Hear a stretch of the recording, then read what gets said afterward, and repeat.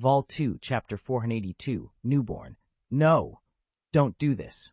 Layun's plea was cut short as he witnessed Edracatus brandishing a blood-red lightsaber, launching an attack towards him. In that critical moment, he heard his master Yajin shout, "Lion, be careful!" Suddenly, a powerful force yanked him backward, and he stumbled, only to see Yajin and Edra clashing fiercely. Edracatus was a formidable opponent. Originally trained in the fourth form of lightsaber combat, Ataru, her fall to the dark side, had unleashed the violent, murderous depths of her heart, making her attacks even more ferocious and unpredictable. Yejin, a Jedi Master, found himself at a disadvantage. He was skilled in the sixth form, Nieman, a style that melded the characteristics of the first 5 forms. Its strength lay in its balance, having no glaring weaknesses, but conversely, it lacked a defining strength. This form was often chosen by Jedi who were either not naturally gifted in combat or whose primary focus lay outside the realm of physical confrontation. It was dubbed the diplomatic swordsmanship for its versatility and adaptability, appealing to those Jedi more inclined towards scholarly pursuits or diplomacy. However, every technique has its limitations. In the hands of a true master, the sixth form could be wielded without any discernible weakness.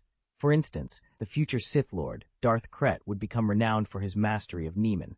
But at this moment, Yajin, despite his vast knowledge, was not a master swordsman. Against Edra's relentless assault, his defense was riddled with openings. Witnessing this, Lion's heart sank. He couldn't fathom how Edra had become so powerful, but he knew this was not the time for questions. Drawing his lightsaber, he joined Yajin in the fray against Edra. "Kill you all. Jedi Knights, all must die." Edra's voice was filled with madness, her lightsaber moving with the ferocity of a tempest. Abandoning her usual tactics, she fought recklessly, willing to sustain injuries if it meant landing a blow. In her rage, she used the Force to hurl objects at Lion and his allies, neglecting any form of defense. "Wake up, Edra!" Lion, alongside his master, struggled to fend off Edra's relentless attacks. Whenever Edra charged, Lion hesitated, unwilling to harm her. "Have you forgotten our childhood together, our days with the Jedi Order?" Edra paused, a wave of Force energy pushing her opponents back as she created some distance. She tilted her head, her response tinged with an eerie calmness. "Of course I remember. The simplicity, the happiness, the warmth." Hope flickered in Lion's eyes. "Yes, we can return to that. We can reclaim that happiness and simplicity. You shouldn't be like this, consumed by slaughter." Edra's response was a chilling laugh that grew louder and more deranged. "Ha! That happiness, that warmth. It made me weak. It led to my imprisonment, my being auctioned off, my near death." As her laughter echoed, a violent storm of Force lightning erupted around her. The sheer power forced Lion and Yajin to retreat, the air crackling with energy. Edra's transformation was a tragic testament to the complexities of the Force, a reminder of the fine line between light and darkness. "The Master bestowed upon me everything anew, a new life, my power. You, Layun, remain ever the naive child, oblivious to the true nature of this galaxy, ignorant of the survival's law. While you basked in love, I was relentlessly fortifying myself, growing stronger by the moment." The air crackled with escalating intensity as lightning storms raged around. Amidst the tempest, Edra proclaimed, "Peace is an illusion. Only desire is real. Power is born of desire. Strength begets power, and from power springs victory. It is through victory that we shatter our chains." "Stop, Edra, please stop," Layun implored. "For over a decade, the warmth and joy you shared with me were but chains of my weakness, but no longer. I have been reborn." With a thunderous roar, a bolt of lightning tore through the high ground, its magnetic fury hurling debris at Lion, who desperately dodged the onslaught. When he dared to look up, the sight that met his eyes was heart-wrenching. His master Yakin lay charred before him. "Master!" Lion rushed to Yakin's side, only to be halted by the sight of a slender, beautifully lethal leg stepping into view. Yakin's lightsaber was effortlessly plucked from the air by a hand with skin as smooth and blue as satin. The saber, now in the grip of this formidable foe, crackled violently with lightning. Layun, overcome with despair, dropped his weapon, spread his arms wide, and closed his eyes in resignation. "Come then, Edra. I despise you, Layun, for the beauty you once showed me." In an instant, 2 lightsabers, alive with fierce lightning, impaled Layun. With a swift motion, Idra cleaved him in two, his form disintegrating into ashes under the relentless storm. The Darkside's power surged through Adracatus, lifting the remains of Lion and Yakin before pulverizing the ground beneath. Like a black tornado, it wreaked havoc in the space station's control center before dissipating into Adra, leaving no trace behind. All that remained were the blackened remains of the two Jedi Knights. Adra's eyes snapped open, the previous dullness replaced by a vibrant, captivating golden hue. She moved with serpentine grace, approaching one of the Gets. "The Master has sent me to declare that the war has begun." Her voice trailed off as she absent-mindedly licked her lips, a gesture of anticipation and hunger for the chaos to come. Vol 2, Chapter 483, New Sith. The door to Tang Xiao's office swung open, revealing a slender figure stepping inside. It was Adela Cadis, draped only in a sheer black veil. Her blue skin was smooth and delicate, glowing under the office's light. As she moved, her waist swayed slightly like a water snake, showcasing the defined mermaid line along her lower abdomen. Her legs, long and slender, moved with grace, her bare feet gliding over the floor, the arches of her feet flexing in a display of delicate strength, while her form was crowned by her majestic stature. Tang Xiao knew Adela well enough to understand that beneath her current appearance, she was a woman of conservative values. She was drawn to the light, yet harbored deep, rich emotions that made her susceptible to temptation. However, she always adhered to her moral boundaries. Tang Xiao had no desire to coerce her into anything, aware that if he chose to exert force, Adela would have no choice but to comply. He believed that if he had taken such a route, she might have succumbed sooner or even become his apprentice earlier. But where would the fun be in that? Tang Xiao preferred to observe, to watch Adela navigate the tumultuous space between light and darkness, desire and reason. She had cast longing glances his way more than once, silently pleading for him to overpower her, to claim her forcefully. Yet, Tang Xiao remained detached, understanding that if he succumbed to her silent requests, she would only console herself with the thought that it wasn't her true desire. He was waiting for her to willingly cross her own boundaries. Now, Adela stood before Tang Xiao's desk, her eyes a mix of fear and anticipation, a hint of intoxicated desire flickering as she gazed at him. However, she didn't leap forward. Instead, she knelt respectfully, and, placing her hands on her abdomen, and softly said, "Master, those two Jedi Knights have been eliminated by my hand." "The Jedi Knight named Lion was your childhood friend, wasn't he? How does it feel to have killed him?" Tang Xiao asked, his voice cold. Adela closed her eyes, inhaling deeply. "I think his death was too merciful. I should have broken his fingers one by one, then slowly severed his senses, flayed his skin, and left him in the gobi, amidst the sand and gravel." "Do you despise him that much?" Tang Xiao probed. "He stood in my way. He seduced me with promises of a beautiful life and emotions, delaying my embrace of the darkness. Of you, Master," Adela confessed, her breath quickening, her body trembling slightly as her temperature rose. She was using all her willpower to restrain herself from throwing herself at Tang Xiao, not out of reluctance, but fear. After killing Lion, she had delved deeper into darkness, and in the face of such profound darkness, she felt as humble as a slave. Tang Xiao merely glanced at her, choosing to ignore her display of submission. He returned to his work, aware that as the date of his plans drew nearer, his responsibilities multiplied. There were numerous decisions that required his direct intervention, especially concerning the Republic, Count Dooku, and the Confederation of Independent Systems. Count Dooku was in the process of establishing a regime capable of unifying the entire Outer Rim territories, including the formation of a parliament, executive branch, high command, foreign ministry, legislative branch, and public security law enforcement department. Claire Underwood was to be appointed as the first chief executive of this new regime, overseeing all logistics and administration. However, the existence of this regime had to remain a secret for the time being. Disclosure would force the Galactic Republic into action, potentially undermining their efforts before they could fully materialize. The tension between the Galactic Republic and its adversaries was escalating towards an inevitable conflict, a war that no one could prevent. This was a matter of government and sovereignty, a clear act of secession. For any regime, secession invariably led to war. As the situation grew more dire, Tang Xiao, Count Dooku, and representatives from some of the most influential Outer Rim planets, along with the 6 major corporate conglomerates, intensified their interactions, moving towards a more definitive course of action. In the midst of these tumultuous times, Tang Xiao subjected Adela Caddis to a torment of desire that seemed to emanate from the very depths of her heart, perhaps even her soul. She knelt on the ground, drenched in sweat, her thin veil completely soaked, releasing a subtle fragrance into the air. Despite her condition, she dared not move. Her gaze, filled with unbridled desire, was fixed on Tang Xiao, who appeared engrossed in his work, sifting through official documents, diplomatic correspondences, and various approvals. Adela remained motionless, her body's response to her deepening obsession with Tang Xiao evident in every drop of sweat and other fluids that soaked the ground beneath her.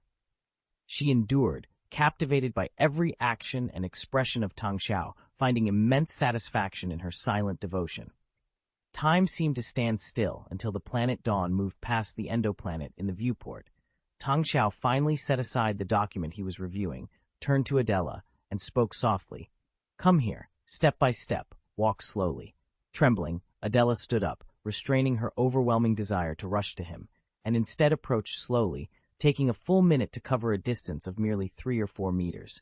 She carefully removed her veil, standing beside Tang Xiao, and asked with a voice trembling with emotion, "May I give you everything? My body, my soul, my past, my future, my thoughts, my feelings, my fears, every part of me, my master." Tang Xiao stood, took her chin in his hand, and pulled her into his arms, declaring, "I don't need your words, you already belong to me." He then kissed her passionately. After surrendering herself completely, it took Adela Caddis an entire night to awaken from her stupor. Opening her golden eyes, she found herself in the same disheveled office. Darth Marthael was already up, gazing out the window at the vast expanse of the universe. Approaching him, Adela knelt and said respectfully, "Master, serving you is my greatest honor. You will be my apprentice, my servant, and together we will conquer the universe," Darth Marthael stated calmly. Tears streamed down Adela's cheeks, yet she seemed oblivious to them, as if they were the remnants of the last flicker of light in her heart. "For your ambitions, your goals, I will never falter," she vowed. Darth Marthael turned, placing his hand on Adela's head. In that moment, a flood of images washed over him. Among these visions, he saw a figure, slender and captivating, a bringer of sin, depravity, and death. Her allure was undeniable, her beauty indescribable, just as no words could encapsulate her guilt. Understanding the significance of the moment, much like when Darth Plagueis had bestowed upon him his Sith title, Darth Marthael recognized the essence of Adela Caddis. "In the name of darkness, I grant you the name, Darth Lilim." Vol. 2, Chapter 484, Old Friend, New Friend.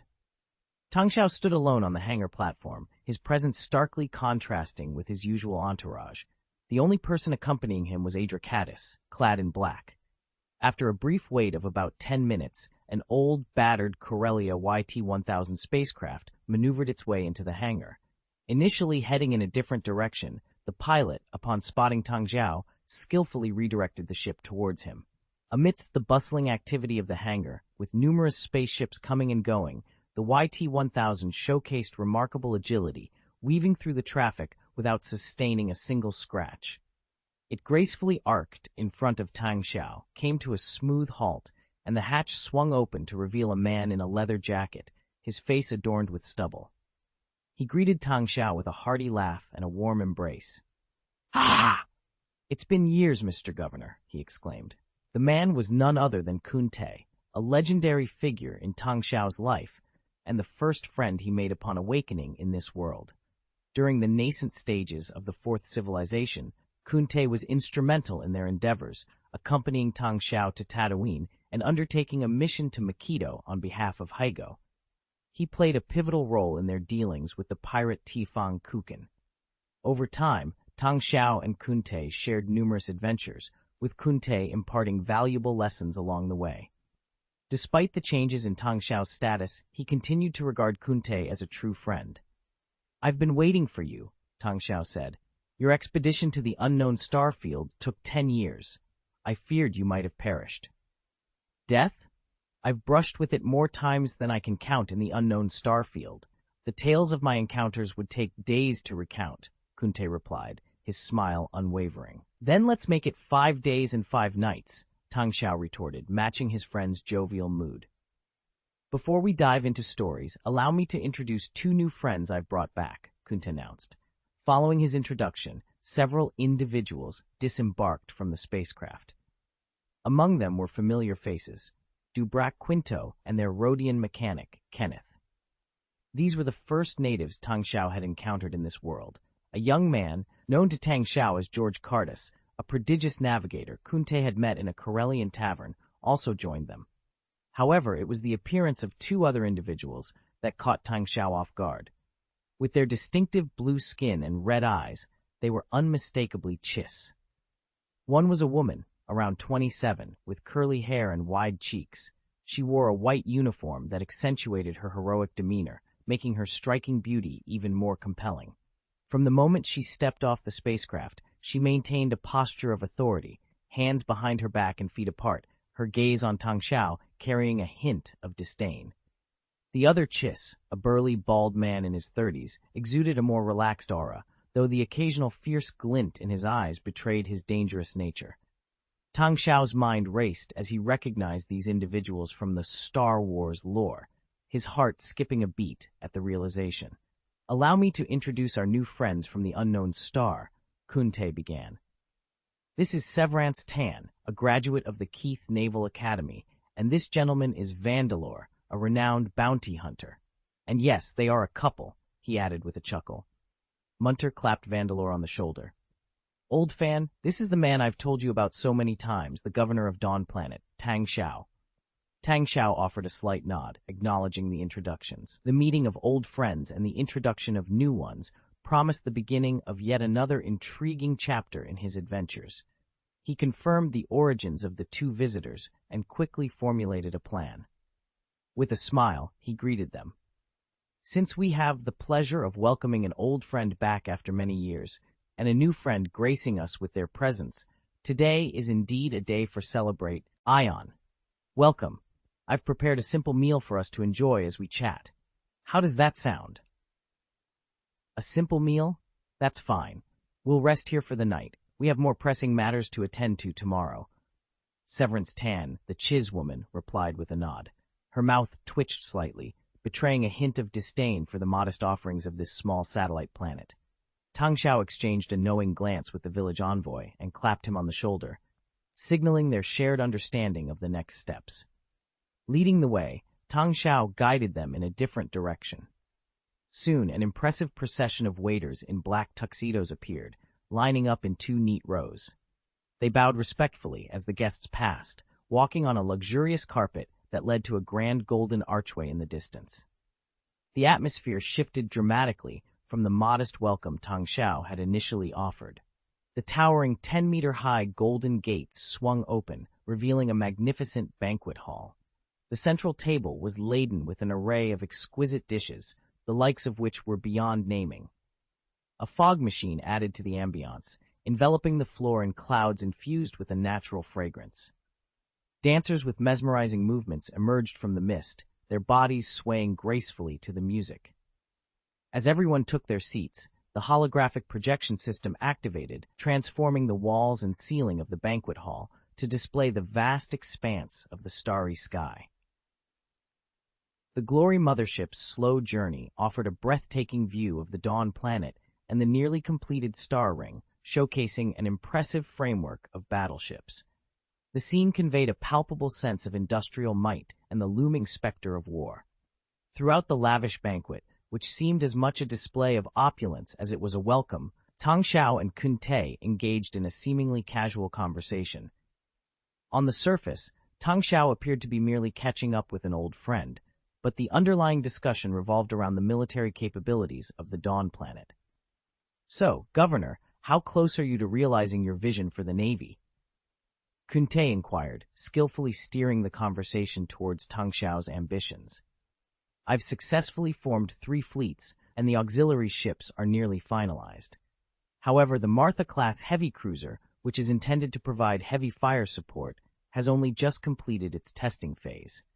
As such, my fleet is currently at 90% operational capacity, Tang Xiao explained, pausing to take a sip of wine. This exchange, set against the backdrop of a banquet that was as much a testament to Tang Xiao's power as it was a gesture of hospitality, subtly underscored the strategic importance of the Dawn planet in the broader context of impending conflicts. Vol 2, Chapter 485, The General Mobilization in Music. Masha class? I remember. Shouldn't this be referred to as a Masha class dreadnought in the designs? Munter inquired. According to our fleet's classification, the Martha class is only 940 meters in length and can only serve as a heavy cruiser, Tang Xiao clarified, shaking his head.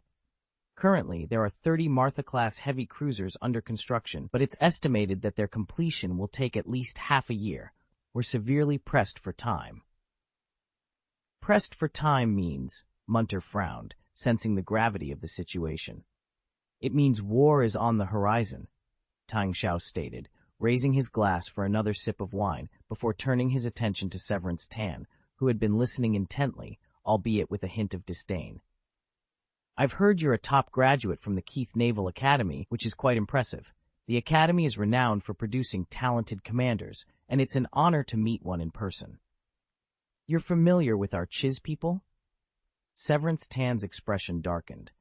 More than you might imagine, yet less than I had hoped, Tang Xiao admitted.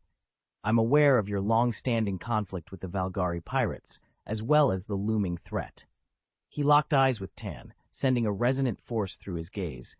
Yu Zhanvong. Unnoticed by the others, Severance Tan's partner, Fandralo, interjected with feigned disdain. Oh, a looming threat? What exactly are you referring to? Severance Tan stood abruptly, her eyes ablaze with fury. Who are you, and how do you come by such information? Please, Miss Tan, rest assured that I am the only one privy to this, Tang Xiao reassured, gesturing for calm. As for what I know, let's just say I always know a bit more than you might expect. You, a mere governor of a satellite, why? Severance Tan began, her tone icy. Looks like we've all finished our meal. There's a concert happening today. Let's head to Dawn Planet to enjoy it, Tang Xiao suggested, standing up and wiping his mouth with a towel provided by a maid. I've had enough of your petty games. I'm returning to the spaceship to rest, Severance Tan retorted sharply. I must say, it's rare for me to extend an invitation with such enthusiasm, Tang Xiao remarked, a subtle, undetectable force flickering in his eyes. Fandralo stood up immediately. All right, I've finished eating as well. Let's head to the concert. You, Severance Tan looked from Fandralo, who seemed slightly off, back to Tang Xiao, her expression darkening. What are you playing at? Without a word, Tang Xiao proceeded to lead the way outside. In the capital of Dawn Planet, Dawn City, the massive Dawning Theater occupies a significant portion of the city, its size nearly that of a small town. The theater was bustling, filled with hundreds of people from across the planet and even from distant regions of the Outer Ring. Thousands of spectators filled the auditorium, their eyes fixed on the spherical anti-gravity stage at the center. Today marked the grand finale of Galactic superstar Alia Isabella's Outer Rings tour. Over the past 2 years, she had performed in more than 100 concerts across the Outer Ring star area, with both the opening and closing shows on Dawn Planet. As tensions between the Outer Rim and the Galactic Republic intensified, so did the passion and encouragement in Aria Isabella's songs. In a corner of the vast universe, a budding dream, so young yet so full of tomorrow. Reflected in your eyes, I believe, more than anyone, that even the biting cold wind can't erase the dream in my heart. Yes, you must never lose your dreams, no matter what. Don't give up on the dream that shines through the storm. Standing atop a fully armed Valkyrie-class guided missile frigate suspended in the central spherical stage, Aria Isabella sang with a voice that was both melodious as a piano and powerful as a drum, captivating the audience with her inspiring performance. In the midst of war, the performance stirred the emotions of nearly every spectator, evoking a sense of resilience and determination akin to a vessel battling its way upstream through a tempest, striving towards a beacon of hope. The message was clear. Only through perseverance can one achieve greatness. Stagnation leads to loss. The call to dare, dream, and fight for those dreams resonated deeply. Aaliyah, clad in a meticulously tailored female military uniform, stood on stage, the outfit, a masterpiece from the galaxy's most renowned designer, perfectly balanced the authoritative essence of a military uniform with a touch of feminine grace and resilience, embodying Aaliyah's spirit. Her presence was nothing short of a Valkyrie, her voice a rallying cry. Among the audience, Severance Tan, initially aloof, found herself unexpectedly moved. Her breath quickened, and her fists clenched as if the song had unearthed a deeply buried secret within her. Tang Xiao, observing Tan's reaction, discreetly activated a mechanism. Suddenly, the luxury box they occupied detached from its foundation, transforming into a small spacecraft. It began to orbit the vast auditorium, offering them an unparalleled view through holographic projections that mirrored the surrounding scenery with impeccable clarity. Through this advanced technology, Severance Tan witnessed the audience's fervor firsthand. Soldiers in uniform and civilians alike were united, their voices rising in passionate chorus with the music. Some even moved to tears. They waved banners and flags, their messages a testament to their zeal, declarations of love for Aaliyah, pledges of allegiance to the Fourth Civilization, and bold proclamations of their readiness to face disaster, to conquer, to trade victory in war for peace. These slogans, brimming with the spirit of defiance and determination, underscored the concert's true nature, a rallying cry for war, a musical mobilization for battle. As Severance Tan absorbed the scene, the realization dawned on her. This was why Tang Xiao had brought her here, not merely to witness a performance, but to understand the unwavering resolve to fight, to win, that permeated not just him but the entire city, the planet, their civilization. This concert was more than entertainment.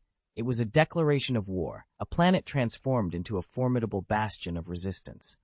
Turning to Tang Xiao, Tan found his expression inscrutable, yet his intentions were unmistakably clear through the spectacle before her. The man beside her had galvanized an entire world into a formidable war machine, ready to face whatever challenges lay ahead. Volume 2, Chapter 486, A Renowned General Delivered to Our Doorstep. After the concert, Tang Xiao led them on a tour of the colossal shipyard within Starlink. There, the skeletons of 30 Marza-class heavy cruisers were already assembled, with the intricate outfitting of each cabin underway. These 30 behemoth warships, each stretching 940 meters in length and over 400 meters in width, were an impressive sight, their vastness impossible to take in at a single glance. It took them more than 10 minutes just to walk from the bow to the stern of the first battleship, and that was only one of the 30. During the tour, Tang Xiao couldn't help but boast, albeit with a hint of complaint to Munte. The cost of constructing a Marza-class dreadnought surpasses that of the Cole-class battlecruiser. Despite its larger size, it's still classified as a heavy cruiser. Who can you even discuss this with? His attempt at a humble brag was evident to Severance Tan, who fell into a thoughtful silence. Tang Xiao noticed her reaction and knew he had achieved his intended effect. This was his strategy for dealing with Severance Tan. Unlike others who might have lofty aspirations but lack the means to achieve them, Severance Tan was an exception. Her ambitions were matched by her capabilities. Her arrogance was such that she looked down on everyone, and her emotional intelligence was notably low. Without such displays of grandeur, engaging her in conversation would likely prove futile. Yet it was this very person who had emerged as one of the most formidable generals in the early stages of the Clone Wars. In the first month of the conflict, the forces under Severance Tan's command had been unstoppable, advancing all the way to the galaxy's inner circle. The entire galaxy was in turmoil, and had it not been for Palpatine's collusion with Count Dooku, she might have struck a decisive blow against the Republic. However, her downfall came when she underestimated the strength of a Jedi Knight and, in her typical disdainful manner, challenged Jedi Master Shenjon to a lightsaber duel, only to be defeated. Her meteoric rise and fall within a month was a tragic tale. It's speculated that her death was part of a conspiracy, a sacrifice orchestrated by Count Dooku to appease Darth Sidious. Tang Xiao had initially sent Kunte to locate the Blade Fleet, but instead of finding the fleet, he discovered a formidable commander. After touring the production line of the Marza-class heavy cruisers, they convened in the conference room late into the night, according to the standard time on the planet of Dawn. "So, I believe we can have a meaningful discussion now," Tang Xiao suggested, gesturing for everyone to take their seats. "What is there to talk about?" Severance Tan asked, her tone laced with disdain, yet she took her seat. The villager, sensing the tension, clapped Quinto on the shoulder and exclaimed, "Staying with this governor is too dull, and there's not enough wine. Let's raid the kitchen for some." With that, he and his crew departed. Tang Xiao simply smiled at Severance Tan and said, "From this moment on, our conversation will remain confidential, known only to us. Even your boyfriend will be oblivious, hearing only what I choose to disclose." Severance Tan glanced at Fandalo, who appeared unfazed, her expression darkening. "You can wield the Force?" "The power of the Force is far greater than you imagine," Tang Xiao declared, spreading his arms wide. In that instant, a formidable aura of the Force enveloped him. To Severance Tan, it seemed as though an abyss of endless darkness had opened behind Tang Xiao, within which countless shadowy figures writhed and wailed. The light struggled against this darkness, ensnaring them in perpetual torment and despair. Tan felt an inexplicable pull towards the void, as if she too was becoming one of those tormented souls. Suddenly, the atmosphere shifted, the darkness receded, and Tan regained her senses, feeling as though she had just awakened from a nightmare. Instinctively, her hand reached for the pistol at her waist, but Tang Xiao merely waved his hand, and an invisible force seized her hand. Despite the pistol being less than 2 centimeters away, she found herself unable to grasp it. "You possess remarkable talent," Tang Xiao observed. "However, you lack proper guidance. This situation isn't necessarily good or bad. The galaxy misses out on a potential outstanding Force user, but gains a formidable commander instead. Impressive indeed." "You know me?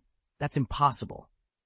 Severance Tan's initial fury quickly subsided as she regained control of her emotions and sat back down. "I tend to know more than you might think," Tang Xiao replied. He continued, "I'm aware that you come from a wealthy background and attended the Chiss Naval Academy.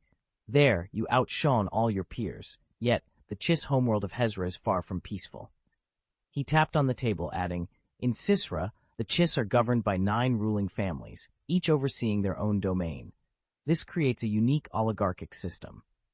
Your admission to the Chiss Naval Academy indicates your family's prominence. However, your departure from Sisra suggests a significant issue."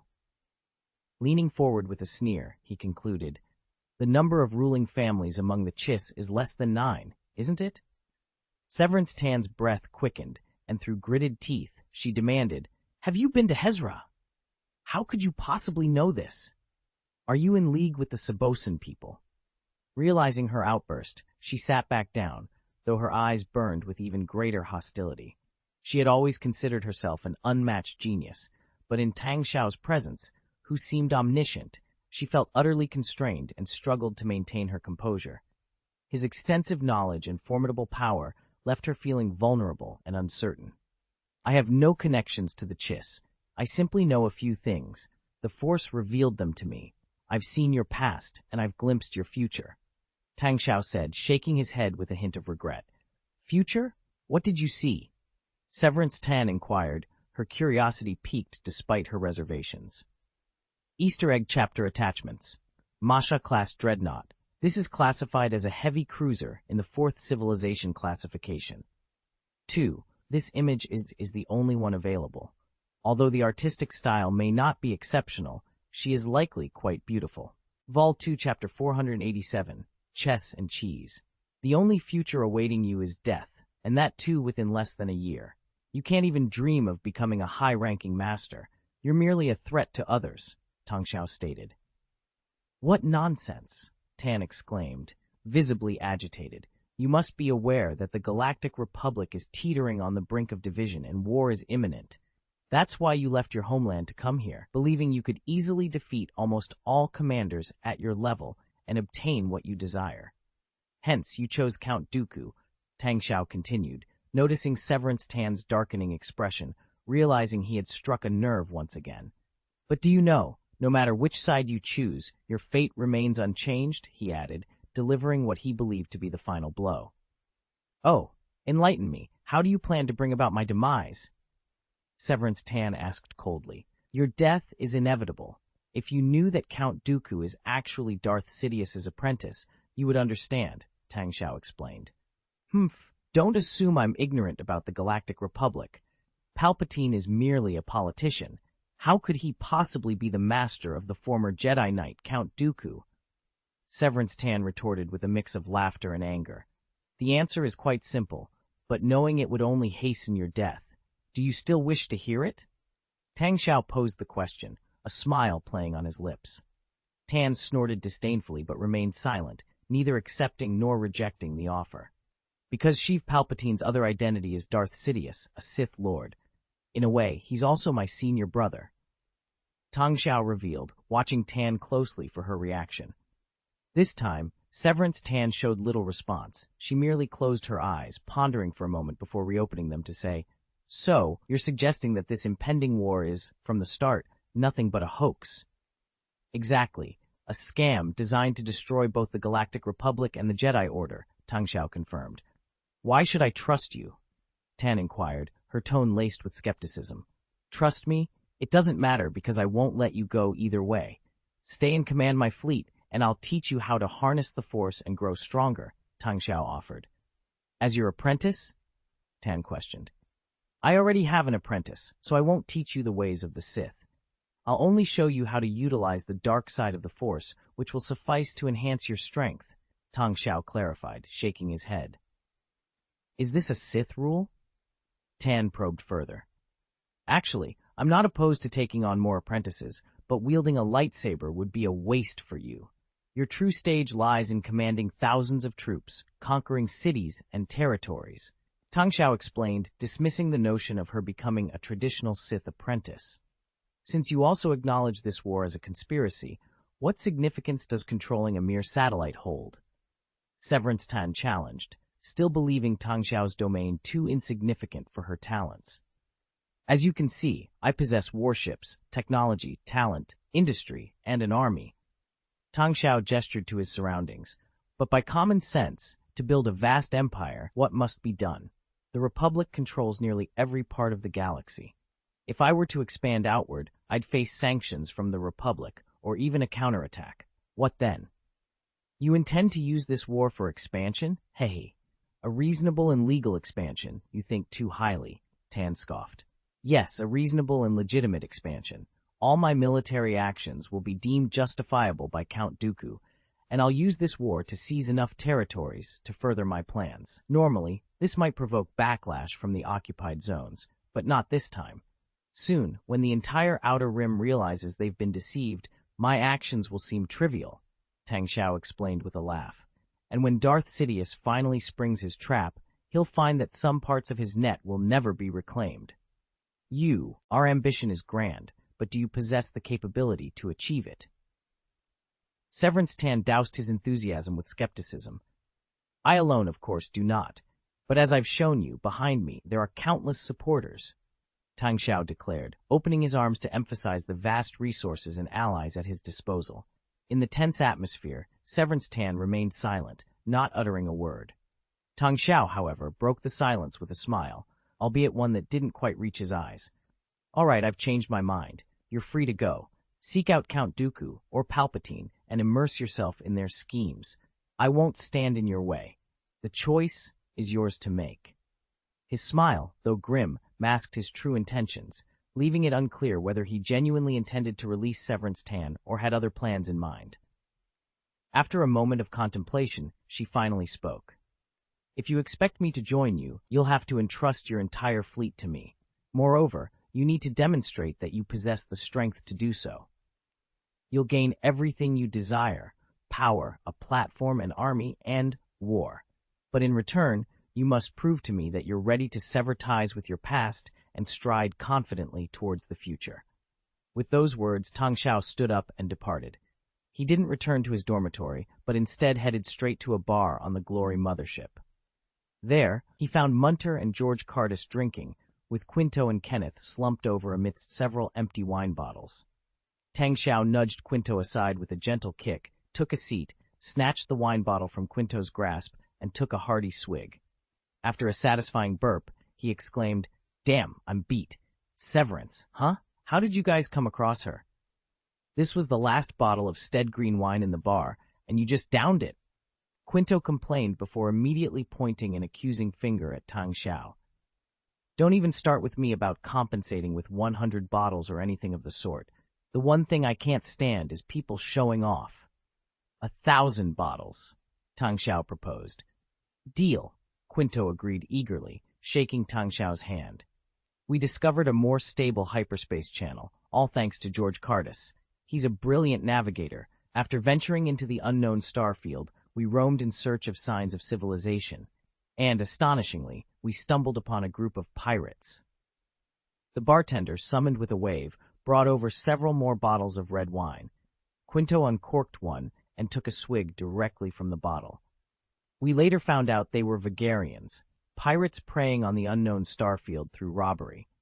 Naturally, we figured they must have victims, so we circled around them, continuously sending out distress signals. Eventually, someone did come. It was a small fleet led by a commander with blue skin and red eyes, named Chiss. This commander was formidable. We managed to eliminate those pirates, boarded their ship, and met the commander, who introduced himself as Myth Ra Nuruodo." Volume 2, Chapter 488, Joining Forces. Munter seemed to believe the wine was nearly perfect as he poured himself a glass. He then began, "I must admit that Chiss Officer is quite a fascinating individual. Unlike Severance Tan, he didn't attend a formal military academy, yet his capabilities might surpass Tan's. So I've been collaborating with this Mitso Runudo." "Are you assisting Thrawn?" Tang Xiao interjected. "It seems you've gleaned that from the Force again?" "Correct. Mitso Runudo's true identity is Thrawn.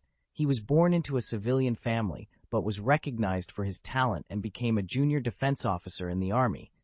Later, he was adopted by the Mit family, one of the 9 ruling families of the Chiss, and Mitso Runudo became his noble name." The villager gave Tang Xiao a peculiar look. "You don't happen to know the color of my underwear, do you?" "You're not wearing any. Now, continue," Tang Xiao dismissed with a casual wave of his hand. "Damn," Munter cursed, quickly crossing his legs. After a wary glance at Tang Xiao and feeling a bit exposed, he grabbed a sofa cushion to cover his lap before continuing. "Our task was straightforward. Teach Thrawn Galactic Standard and inform him about the Galactic Republic." Tang Xiao nodded, intrigued that Munter had encountered such a person in the past. Mitso Runudo, or rather, Marshal Thrawn from this point forward, was arguably the most formidable commander in Star Wars history. Munter continued, "However, Thrawn is deeply strategic, and it was clear he had specific objectives. Therefore, I was cautious not to reveal too much about our 4th civilization, leaving most of the discussions to Kun." "What's your impression of Suo Long?" Tang Xiao inquired. "Elegant and wise. He possesses more nobility than some actual nobles, and his thoughts are always a mystery. He shared with me that the Chiss face a hidden threat beyond the Valgari pirates, the Yuuzhan Vong. Although currently just a minor group of pirates, he deduced from their unique trajectory that they're not mere pirates, but a formidable force." Munter's expression turned grave. Tang Xiao slightly nodded, understanding that the Yuuzhan Vong represented a power even greater than the current Galactic Republic, originating from another galaxy. Regrettably, few within the Chiss believe Thrawn's warnings. They're more concerned with the immediate power struggles among families. In just a few years, I've witnessed the fall of at least 3 ruling families.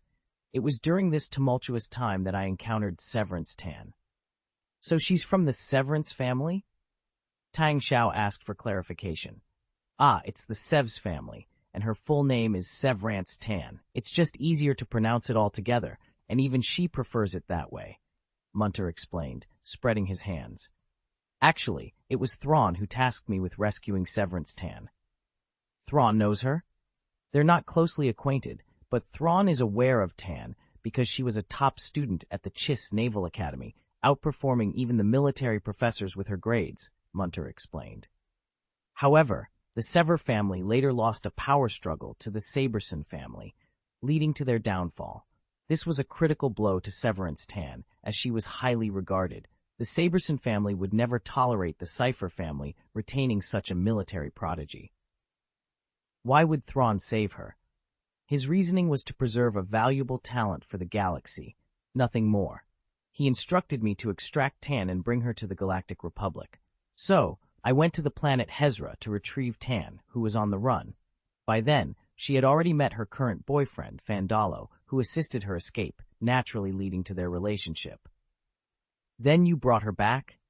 Tang Xiao asked with a slight smile, sensing that, although Munter hadn't delved into details, the mission must have been fraught with danger. Being pursued by a ruling family that had recently seized control on the planet Hizra was no small ordeal.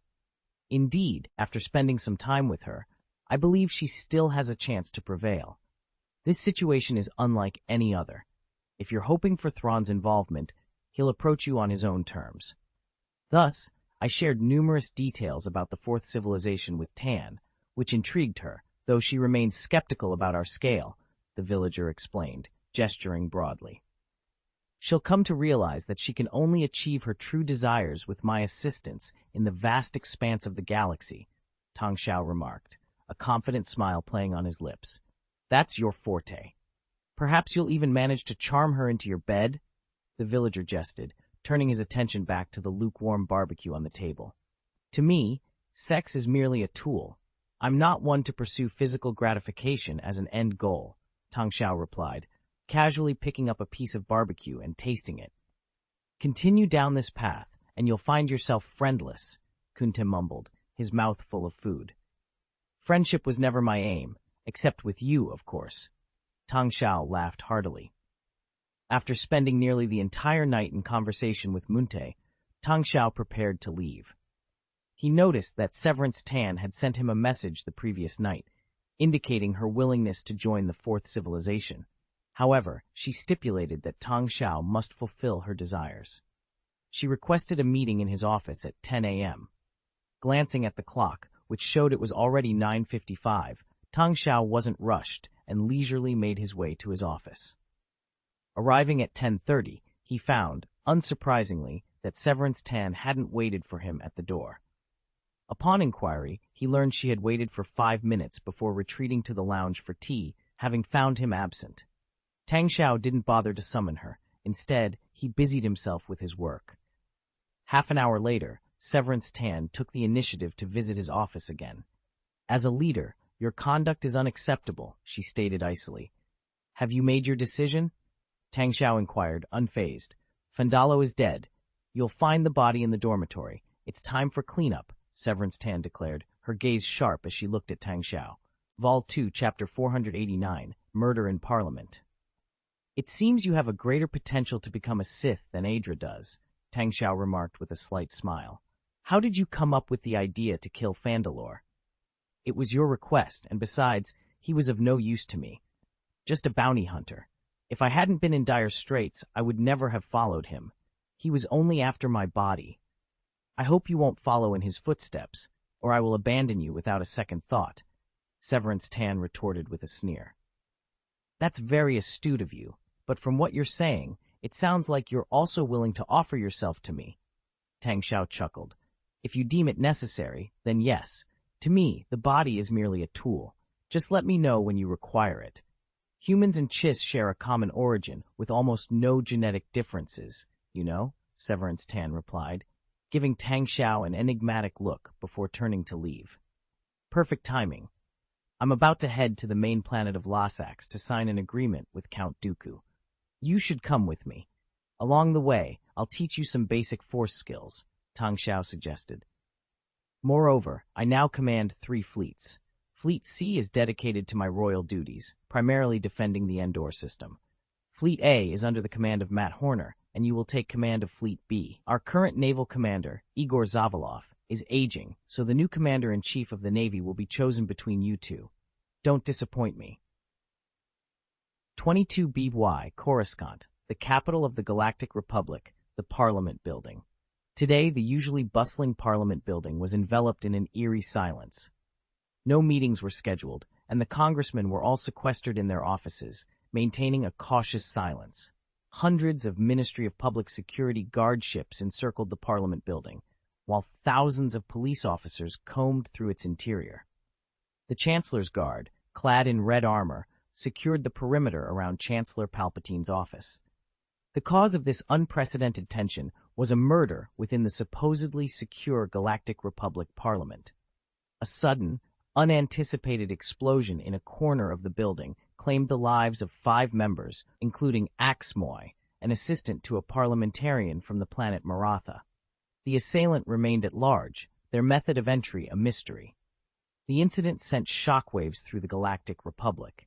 For reasons unknown, the Republic media, typically reticent about such matters, had obtained and broadcasted detailed reports of the murder.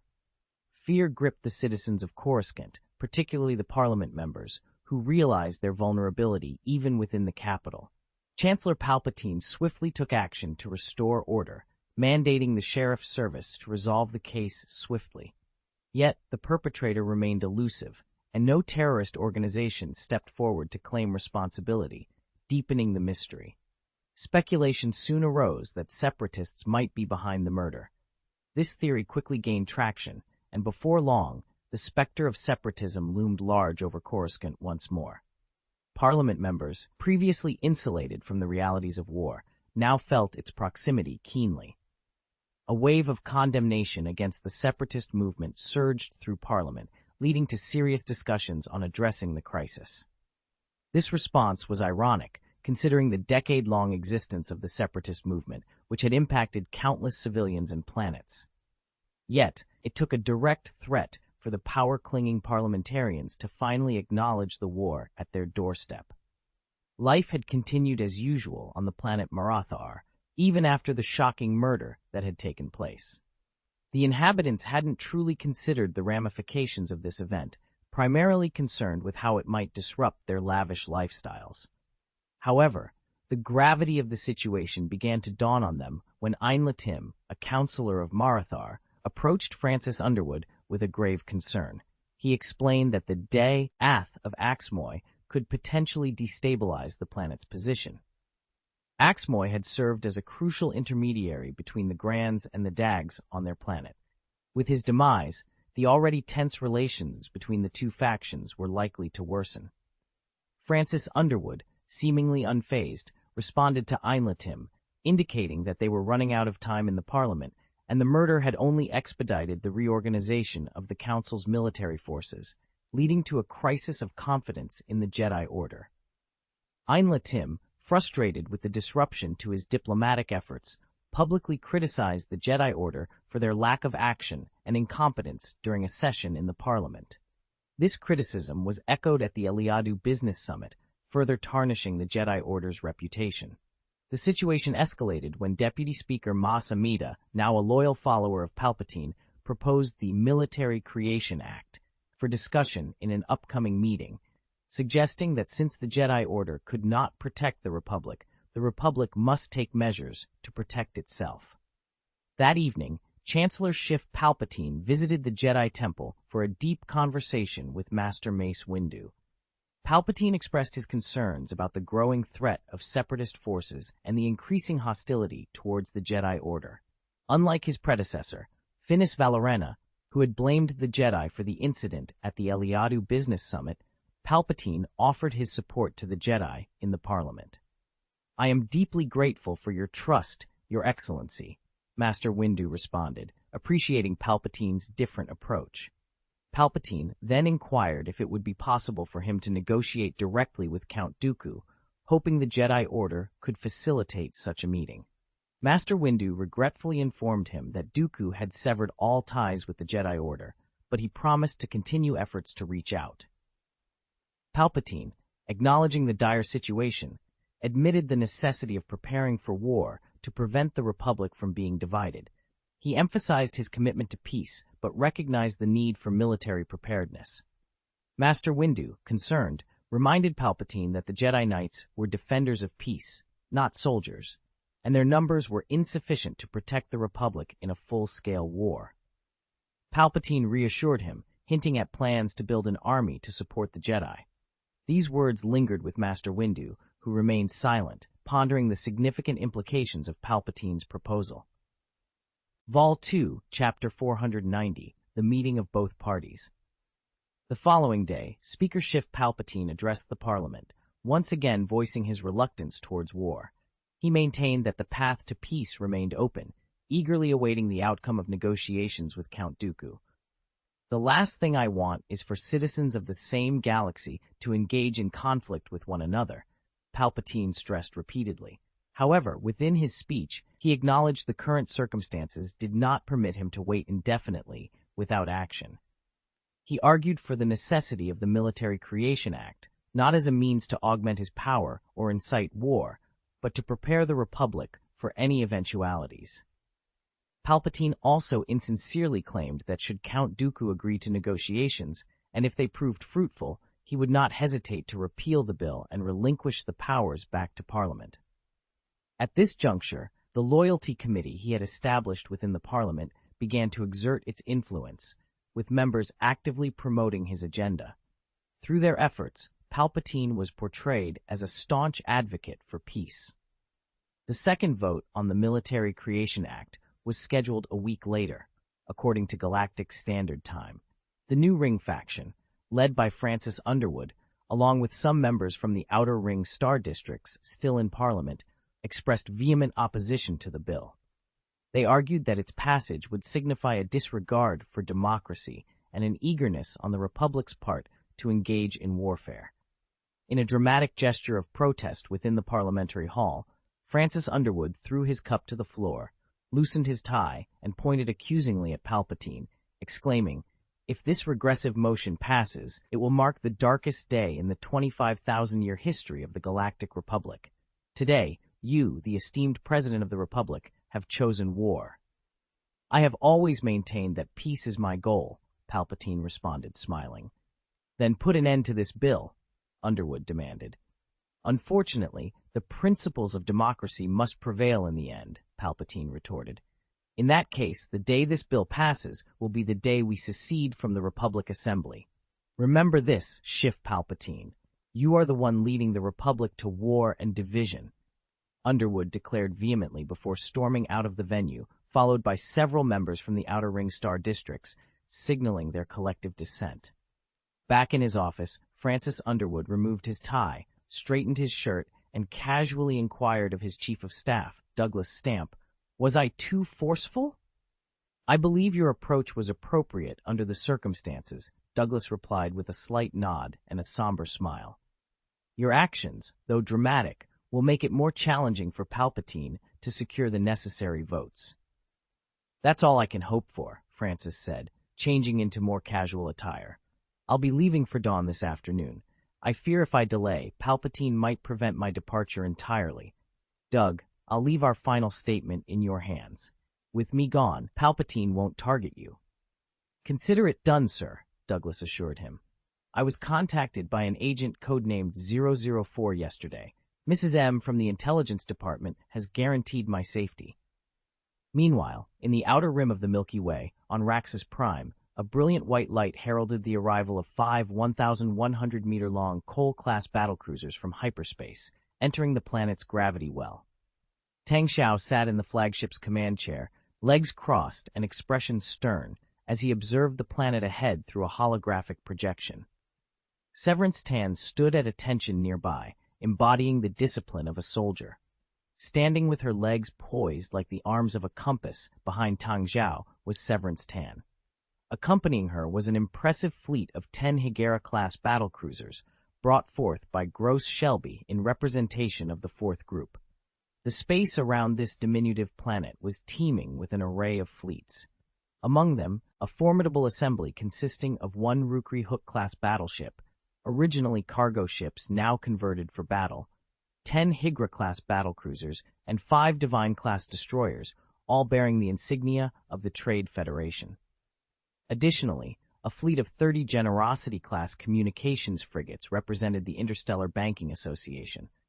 The technical alliances, commercial guilds, and corporate alliances also made their presence known with substantial fleets, primarily comprising Disobedient-class light destroyers and Generosity-class communication frigates. Yet this daunting armada, capable of sweeping through an entire star region with ease, had gathered not for conflict, but to sign an agreement. The tension between the Outer Ring sector and the Republic had escalated to a point where covert meetings were no longer necessary. Moreover, today's assembly was extraordinary. After the fleets of the various corporate titans docked in their designated sectors, the representatives took shuttles to a vast enclosed spaceport on the main planet of Lassax. Stepping off the shuttle, Tang Xiao caught the eye of San Hill, the co-chairman of the Interstellar Banking Association, who had also just arrived.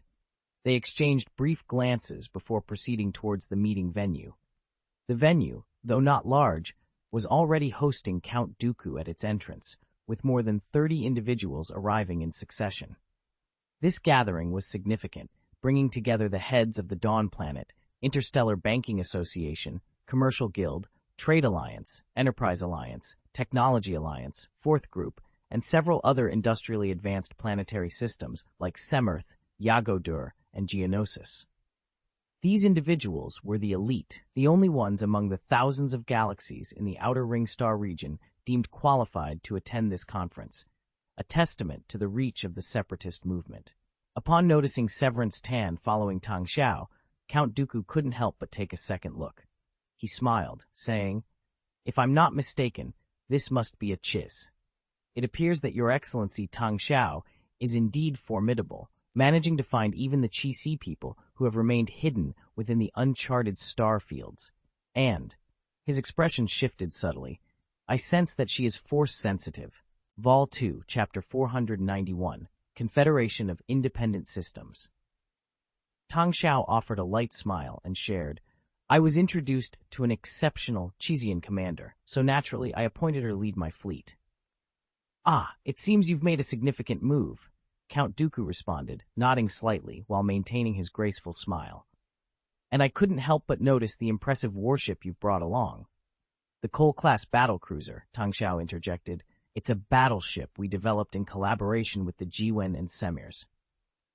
As the war loomed closer, Tang Xiao felt more at ease revealing some of his assets.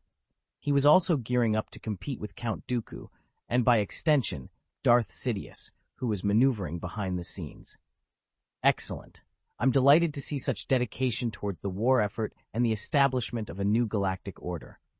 Over the past year, I've had the privilege of witnessing the launch of the Disobedient-class light destroyer, the divine inception of the Destroyer-class destroyer, the conversion of the Lukrihuk-class battleships, and the earlier unveiling of the Higra-class battlecruisers. With such formidable forces at our disposal, the Republic stands no chance." Count Dooku eloquently praised everyone involved. When the meeting commenced, Count Dooku was the first to stand and deliver an impassioned speech. Given that the attendees were all key figures, his words carried a directness. "This war will not only bring us immense economic benefits, but also mark a qualitative transformation."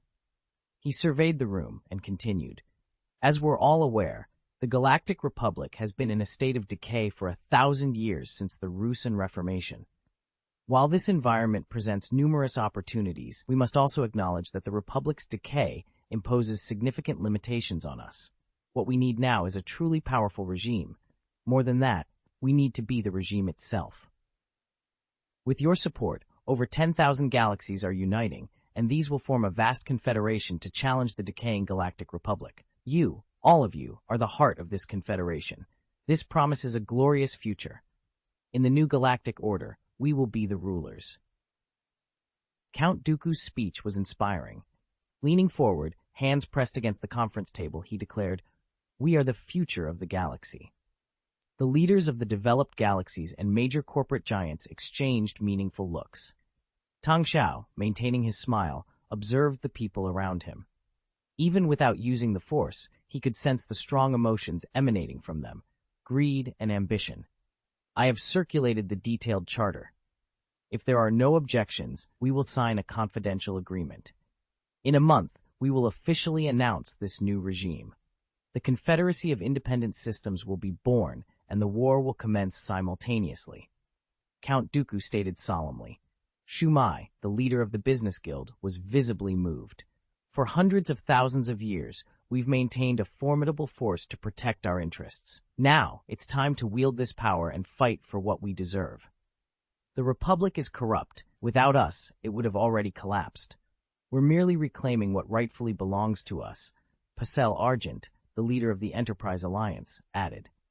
Walter Tamber, the leader of the Technology Alliance, adjusted the dial on his protective suit before speaking. We should embrace the opportunity to engage in deeper, even taboo, scientific and technological research. This is our duty. We deserve a broader living space, Tang Xiao contributed, aligning with the prevailing sentiment. However, just then, a dissenting voice emerged. If you want our trade alliance to sign this agreement, it will only happen under one condition. The room fell silent as everyone's attention shifted to the source of the new statement. Count Dooku, with a smile that held both charm and menace, addressed the assembly. Please, Governor Gunley, share your conditions. I am confident, that not only I, but everyone present here, is eager to accommodate your requests. After all, we are comrades in this endeavor. Newt Gunley, the governor of the trade union, spoke with a scowl. I will only sign the agreement if you bring me the head of Padme Amidala, a representative from the planet Naboo. Padme Amidala had become the Queen of Naboo in 32 BBY, just before the Battle of Naboo. Despite her initial reluctance, she served a 5-year term before resigning in 27 BBY to become a counselor of Naboo. Her involvement in the Galactic Republic's political scene did not diminish her influence or the love her people had for her. She remained a prominent figure on Naboo. Shumai, the leader of the Business Guild, dismissed the request with a wave of her hand. Why make such a fuss over one woman? Her death should be of little consequence. Count Dooku, however, recognized the challenge. Killing Padme Amidala will not be straightforward, given her status as a Naboo counselor. Nevertheless, for you, I am prepared to make an attempt. I will entrust this task to one of the most capable and formidable bounty hunters in the galaxy, Jango Fett. Newt Gunley, his frustration evident, added, Over the past 10 years, the disgrace brought upon Naboo has cost our trade union tens of billions of credits. I've been summoned to Coruscant by the Supreme Court 4 times because of this. We cannot tolerate this any longer. He glanced at Gross Shelbia, the 4th group director seated beside him, seeking affirmation. Gross Shelbia, momentarily distracted by her conversation with Tang Xiao, turned and agreed with a smile. Indeed, the conflict on Naboo has been costly for us. Most notably, the foolish actions of Xiao Guanghua, who has already faced my retribution. Count Dooku confidently assured them, within a month, you will have Padme Amidala's head. Following that, the trade alliance will proceed with signing the agreement. He then addressed the rest of the assembly. As for the plans to establish the Confederation of Independent Systems, I ask that you return to your teams to coordinate. The fleets at your disposal will be unified and redeployed. Additionally, the allocation of our formidable droid army will be discussed. Let us prepare to embrace the war that lies ahead. Upon returning to the Dawn planet, Tang Xiao promptly convened the summit of the Fourth Civilization, gathering all the key figures from various power institutions. The urgency of the impending war necessitated the physical presence of all core members, eliminating the option for remote participation via communication technologies. This marked a significant moment for the administrative team of the Fourth Civilization, which had been operating for 13 years. Initially, the scope of their responsibilities was modest, but the looming threat of war underscored the need for administrative continuity and stability. At the summit's outset, Tang Xiao introduced a significant reform. Henceforth, all officials of the Fourth Civilization would be subject to a tenure system. Each term would last 5 years, with the possibility of 1 re-election. Tang Xiao declared himself the perpetual leader of the Fourth Civilization, a position he would hold until his death.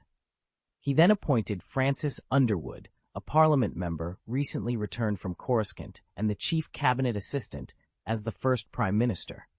This role would amalgamate the responsibilities of administration and foreign affairs into the prime minister's office, with former executive minister Daphne Clement serving as deputy prime minister. The legislative body underwent restructuring to become the Congress of the Fourth Civilization, comprising the Dawn Congress and the Galactic Congress. The Dawn Congress consisted of representatives elected within the Endor system, focusing on local governance. In contrast, the Galactic Congress, primarily representing the Kuna cluster due to its current sole membership, aimed to secure favorable legislation for its region while contributing to broader civilization decisions. Judicial reforms led to the establishment of the Supreme Court, encompassing lower, intermediate, and higher courts. The Ministry of Public Security was transformed into the Ministry of Justice, incorporating the Supreme Procuratorate and the National Security Bureau, among other administrative changes. The cabinet was retained, but renamed the Governor's Cabinet, reporting directly to Tang Xiao.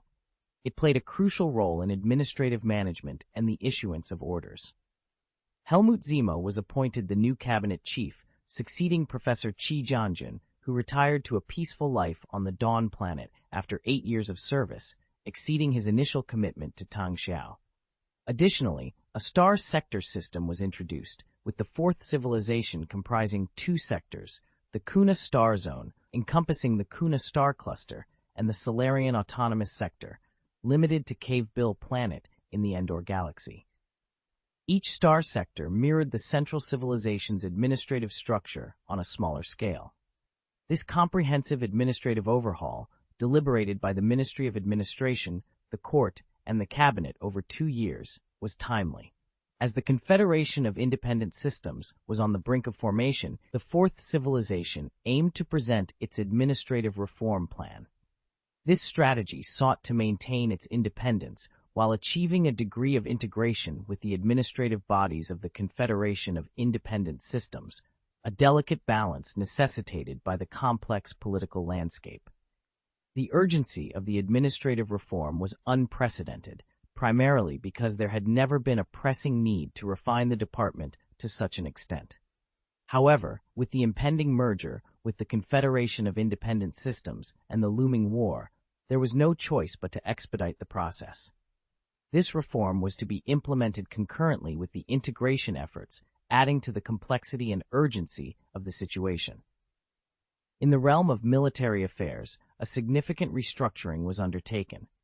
The General Staff and the Supreme Command were amalgamated into the newly formed Ministry of National Defense.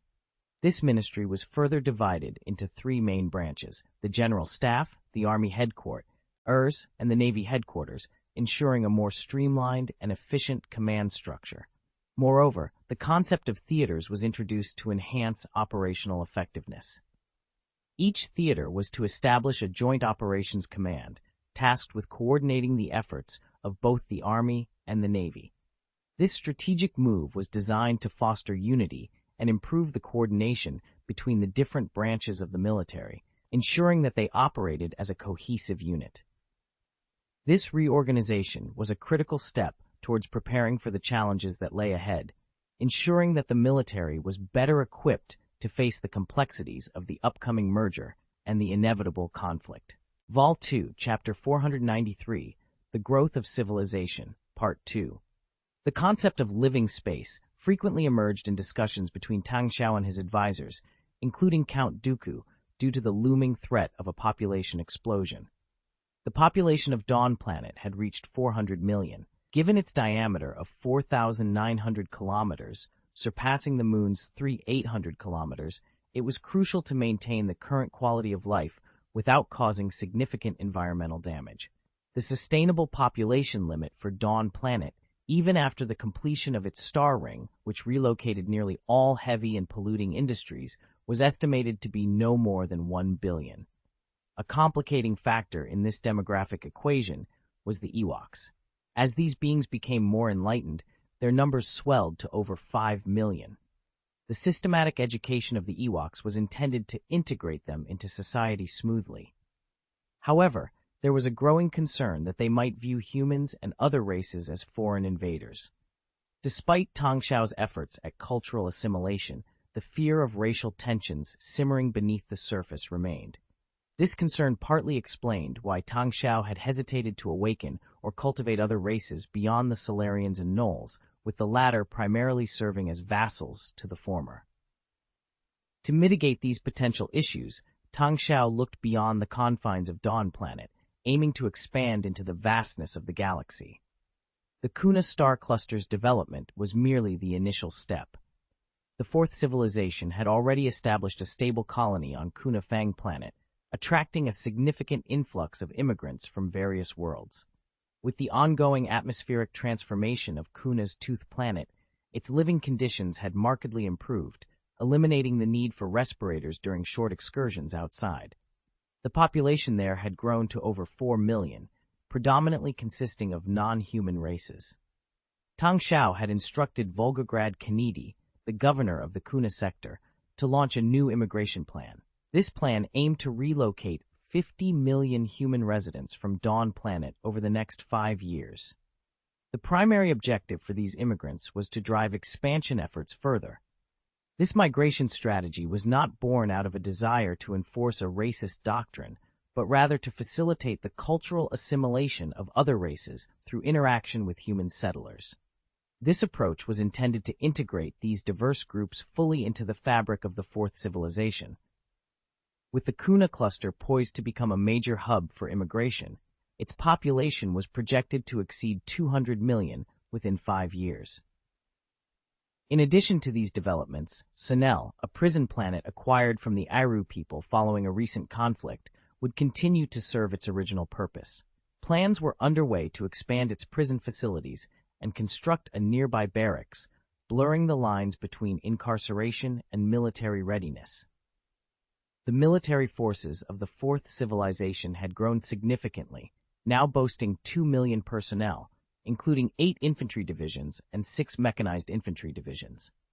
Although there were no specialized armored divisions, each infantry division was supported by an armored regiment, with the mechanized infantry divisions each having 2.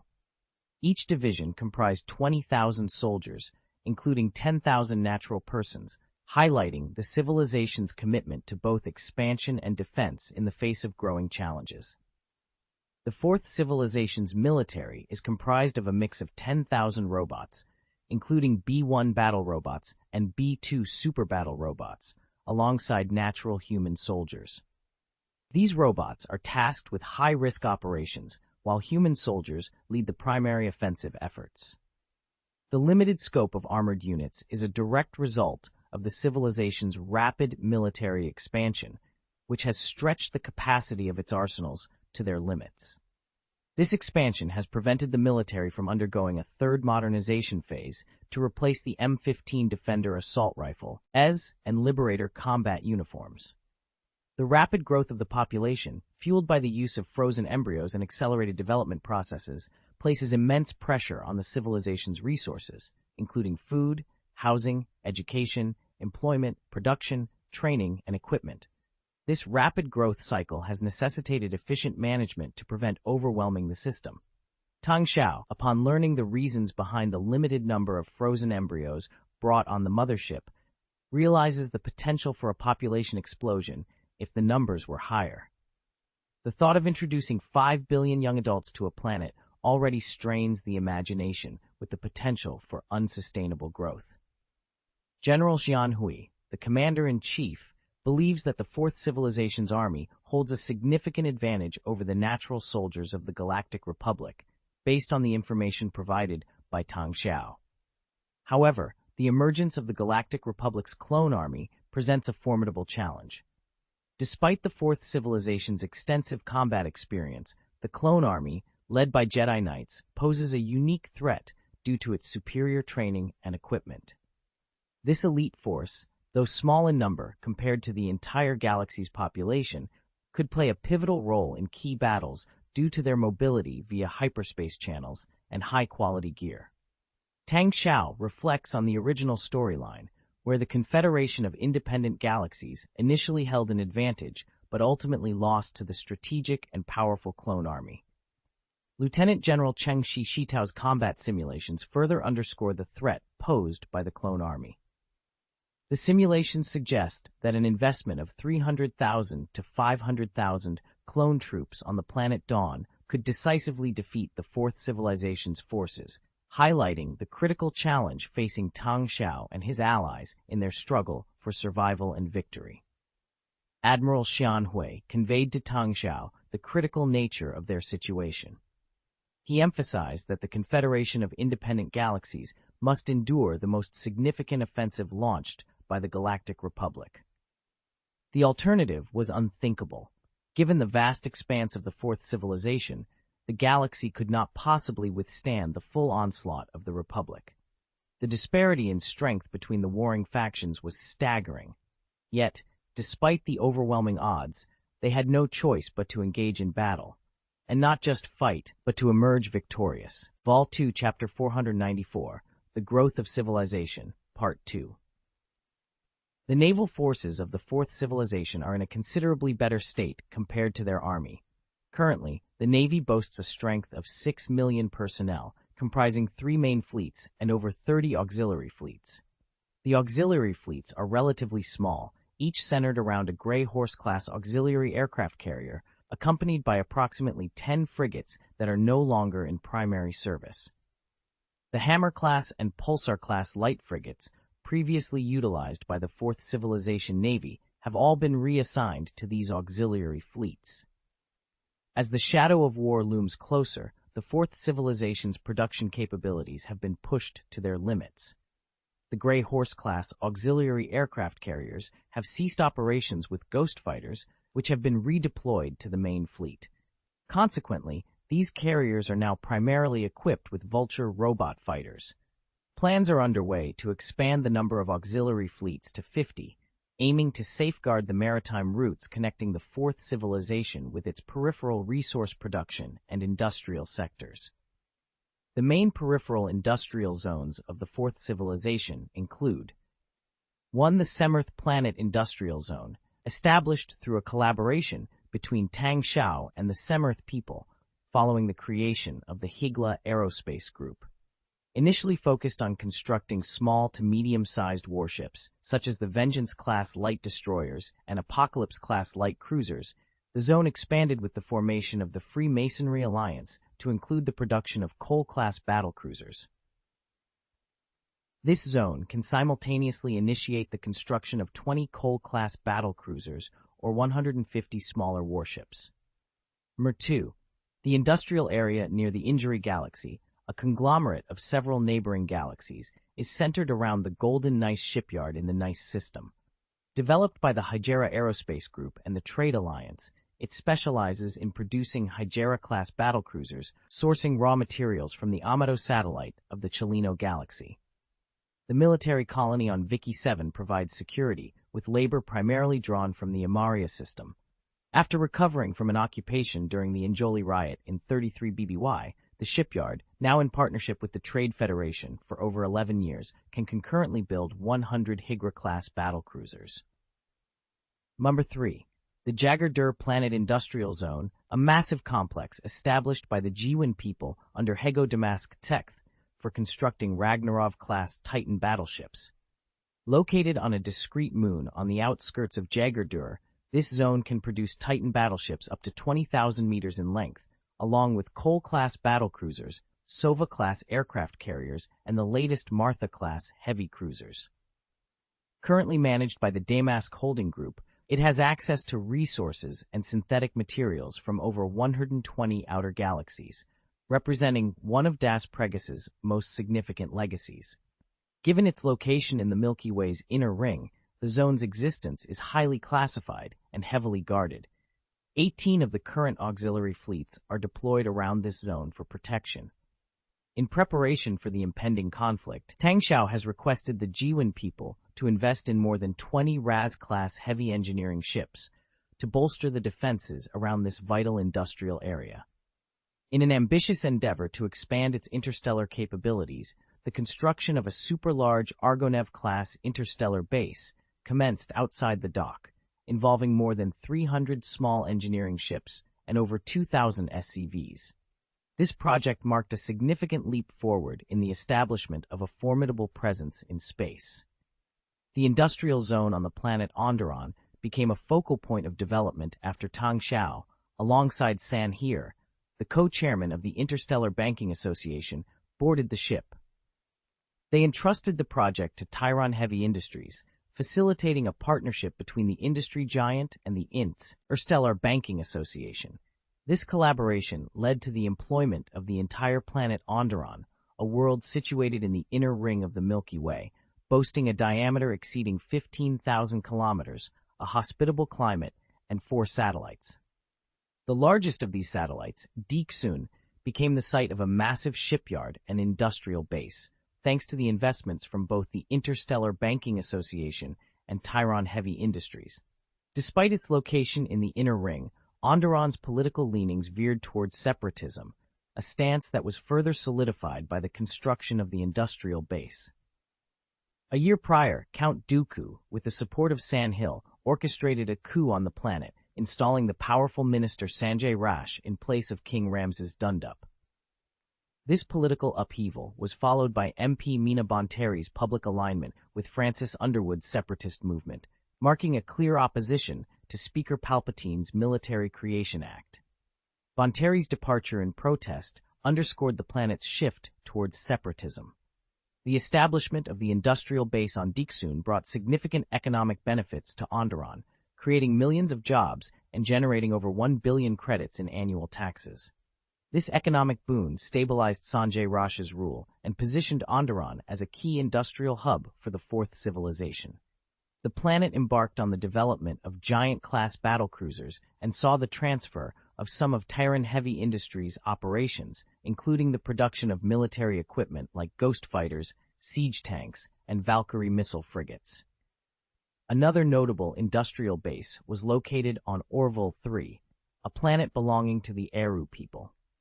Following their defeat in a previous conflict, the Eru were compelled to sign an unfavorable treaty with Dawn Planet, which included hefty war reparations. The financial strain, exacerbated by Darth Sidious's mercenaries deceiving the Eru treasury, led to the use of Orville 3's production capabilities as collateral. Consequently, Dawn Planet, in collaboration with the Trade Alliance, took control of and upgraded the Orville 3 industrial base. Despite its large scale, the base's technological capabilities were limited, restricting its output to light weapons, ammunition, and some outdated light frigates. Beyond these peripheral industrial zones, the Fourth Civilization's most significant production capacity was concentrated around the star ring of Dawn Planet. Supported by the virtually limitless mineral resources of Dole Planet, the construction of Dawn Planet Starlink proceeded tirelessly, culminating in a formidable fleet of 200 capital ships for the Fourth Civilization. Chapter 495, The First Step. The Fourth Civilization's navy boasts an impressive fleet of 200 battleships, marking a significant milestone in its military strength. This formidable armada includes 50 Higera-class battlecruisers, 80 Cole-class battlecruisers, 40 Sova-class aircraft carriers, and 30 Martha-class heavy cruisers. These kilometer-class capital ships vary in size, with the Cole-class stretching to 1,100 meters, the Higera-class at 1,009 meters, the Sova-class at 1,300 meters, and the Martha-class at 940 meters. In addition to these behemoths, the fleet is supported by over 600 smaller and medium-sized warships of various types. The Navy's arsenal is further diversified with the inclusion of specialized ships such as the Blue Sky-class command ship, Xingzi-class maintenance drone carrier, and several classes of destroyers and frigates, including the Brown Bear-class heavy destroyer, Cobalt-class heavy frigate, and the Valkyrie-class guided missile frigate, among others. The Brown Bear-class heavy destroyer, a recent addition to the Fourth Civilization Navy, originally designed as a heavy cruiser from the original sin of the Empire of the Sun, was reclassified due to its length of only 290 meters. Despite its size, this heavy destroyer is a fortress, boasting thick armor and armed with a 1,000mm caliber super-heavy rapid-fire gun capable of unleashing 400 rounds per minute of giant shells, including plasma, high-explosive, electromagnetic, and armor-piercing variants. To complement its formidable armament, the Brown Bear class is equipped with high-capacity shields and powerful engines, enabling it to reach accelerations up to 3,300 gi, surpassing the speed of a fighter jet. This allows it to swiftly penetrate enemy lines and deliver devastating barrages, although its high energy and ammunition consumption limit its endurance. The fleet is organized into 3 main divisions. Fleet A, under the command of Matt Horner, comprises 10 Sova-class aircraft carriers, 50 Cole-class battlecruisers, and 10 Higera-class battlecruisers. Fleet B, led by Severance Tan, includes 20 Cole-class battlecruisers, 20 Higera-class battlecruisers, and 20 Sova-class aircraft carriers. The Central Fleet, Fleet C, is tasked with guarding the Endor Galaxy and consists of 20 Higera-class battlecruisers, 10 Cole-class battlecruisers, and 10 Sova-class aircraft carriers. Additionally, 30 Martha-class heavy cruisers are awaiting active duty completion of their outfitting, expected to join the fleets in 3 months, further bolstering each fleet with 10 ships. The distinct command styles of Matt Horner and Severance Tan reflect their strategic preferences. Horner favors the raw firepower of the Cole-class battlecruisers, adhering to a more traditional approach to naval warfare focused on artillery duels. In contrast, Tan, influenced by the teachings of the Chiz Naval Academy, values flexibility and post-attack tactics, viewing the Sova-class aircraft carriers as crucial for containing the enemy, showcasing a modern and adaptive command philosophy. When the need arose to launch an assault with a Cole-class battleship, the strategic situation was essentially determined. The number of fleets reported to Count Dooku by Dawn Planet matched this figure. In preparation, appointments were swiftly dispatched from the Separatist Supreme Military Command. Tang Xiao was named the commander of the Western Frontier Theater and elevated to the rank of admiral. Matt Horner and Severance Tan were also promoted to admirals. The Western War Zone's significance stemmed from its proximity to the Endor Galaxy, the Western region, and the unknown star region of the Milky Way. Most of the surrounding planets were either neutral or completely uninhabited, making Dawn Planet a notable exception in this politically strategic area. This practice of awarding fleet commanders the rank of admiral was a tradition inherited from the Galactic Republic. Count Dooku, the supreme leader of the separatist movement, held direct authority over all theater commanders and admirals. Following these appointments, core members of the separatist movement, including the Fourth Group and Dawn Planet, were granted special privileges. Based on the size of their military contributions, they would receive a substantial war tax from the various separatist planets, collected by the executive branch of the Confederation of Independent Systems. This mechanism effectively transferred the cost of war to the general populace, burdening innocent people with the financial demands of a conflict driven by a few ambitious individuals. In his speeches, Count Dooku framed this war tax as a necessary contribution to the new order. He argued that overthrowing the powerful Galactic Republic, securing freedom for the Outer Ring star regions, and liberating them from the exploitation by the core planets was a formidable challenge. Unity and sacrifice were essential for victory. Essentially, the thousands of galaxies supporting the separatist cause were funding the war effort, hiring corporate giants and industrially advanced planets to fight on their behalf. Despite the hardships, the exploited Outer Ring planets, long oppressed by the Galactic Republic's nobility and middlemen, were willing to embrace this poisoned chalice under the leadership of Francis Underwood, the Prime Minister of the Fourth Civilization. Underwood's office initiated reforms of the Fourth Civilization's administrative organization, while also overseeing its administrative and military integration with the nascent Confederation of Independent Systems. Concurrently, Tang Xiao convened a meeting with the senior military officials of the Fourth Civilization to discuss the Ministry of Defense's initial combat strategy. First and foremost, Tang Xiao began, addressing the gathered officials with a grave expression. I have confirmed that, barring external interference, war will erupt on the planet Geonosis within a month, triggered by a mix of accidental and inevitable factors.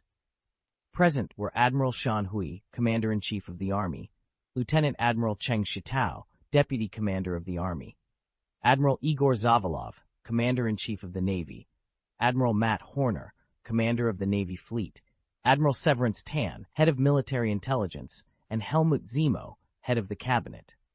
Our primary objective, Tang Xiao continued, is to alter this predicted outcome. We must secure a victory on the planet Geonosis. Vol 2, Chapter 496, Another Assassination. The year is 22 BBY, marking the 13th year of the Galactic Republic Grand Synchronous Calendar. It's March 16th, a day of paramount importance. The Galactic Republic Congress is set to cast a decisive vote on the Military Creation Act. The outcome of this vote will determine whether the Republic will activate its war machinery and shift its economic model to a wartime footing. Naboo's planetary counselor, Padme Amidala, is en route to Coruscant aboard her own spacecraft to participate in the vote. She is resolute in her opposition to the act, believing that its passage would provide the Separatists with a pretext to initiate war. Throughout her tenure, Amidala has been a staunch advocate for peace within the Galactic Republic, consistently urging restraint and seeking resolutions through diplomacy. However, in these times of heightened tensions, her calls for peace seem increasingly fragile and ineffectual. Despite this, Amidala's remarkable personal charm and charisma have rallied a significant number of planetary counselors around her. These counselors, caught in the dilemma of neither wanting to support separatism nor engage in war, look to Amidala for guidance. By 22 BBY, she has emerged as the leader of a major political faction, contending with the Loyalty Committee, led by Palpatine's son-in-law, Francis Underwood, and other influential groups. Amidala and her faction work tirelessly in the Council to steer the Galactic Republic towards peace and unity. Recently, Amidala has been stationed on Naboo as the separatist movement gains momentum, with some factions within Naboo itself advocating for secession from the Republic. Naboo's strategic location between the galaxy's middle and outer rings makes it susceptible to such sentiments. However, the planet's populace harbors a deep-seated animosity towards the corporate behemoths of the Trade Federation, thanks to their thwarted invasion during the Battle of Naboo. This collective resentment has helped Naboo's authorities maintain a firm stance against the rising separatist tide. In the wake of a bombing at the Galactic House of Representatives a month prior, concerns for safety on Coruscant have escalated. Amidala's personal security advisor, Tyver, strongly advises against her journey to Coruscant, citing the myriad dangers awaiting an anti-war figurehead like her. "I must go, Tyver. This vote is too important," Amidala insists, speaking into the communicator as her maid assists her in donning a splendid gown. "But, Senator, the outcome of this vote is already sealed. By going, you're merely giving your adversaries an opportunity to exploit," Tyver counters. "The outcome no longer matters, Tyver. I'm aware that we're powerless to avert this war.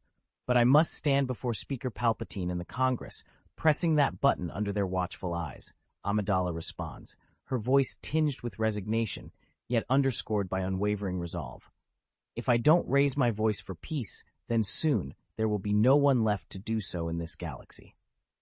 That afternoon, a Naboo royal cruiser, flanked by 3 N1 starfighters, makes its approach to Coruscant, landing on a towering tarmac near the Houses of Parliament. However, as soon as the spacecraft comes to a halt, a violent explosion erupts, directly targeting Amidala's vessel. The royal cruiser was shattered into pieces, and even those on the verge of disembarking were caught in the explosion, meeting a tragic end. Amid the chaos, Padme Amidala emerged from one of the N1 starfighters, her decoy, Maddie, having been on the cruiser. Gazing at the burning tarmac, Padme whispered to herself, "No, I shouldn't have come. If only I had known." She was haunted by the thought that the bombing of the Parliament building a month prior could have foreshadowed her own demise. Her continued practice of using a double, a security measure from her days as the Queen of Naboo, had saved her life. The news of another attack on Naboo's parliamentarians prompted Speaker Sheev Palpatine to urgently announce the postponement of the Military Creation Act vote until the following day. His decision, seemingly out of respect for Padme Amidala, who was known to oppose the act alongside her pacifist colleagues, garnered much praise. Yet, Palpatine's actions were part of a deeper, more calculated plan, always seeming to aid his adversaries while securing unseen advantages for himself. In light of the grave situation, Palpatine urgently convened a meeting with the Jedi Order. High-ranking members, including Master Windu and Master Yoda, were summoned to discuss the impending war. The Jedi Order, typically averse to conflict, showed no opposition this time. Master Windu expressed concern over the Order's capacity to handle a full-scale war, but stopped short of opposing it. Master Yoda, ever focused on the darkening shadow of the Force, remained silent, his silence implying consent.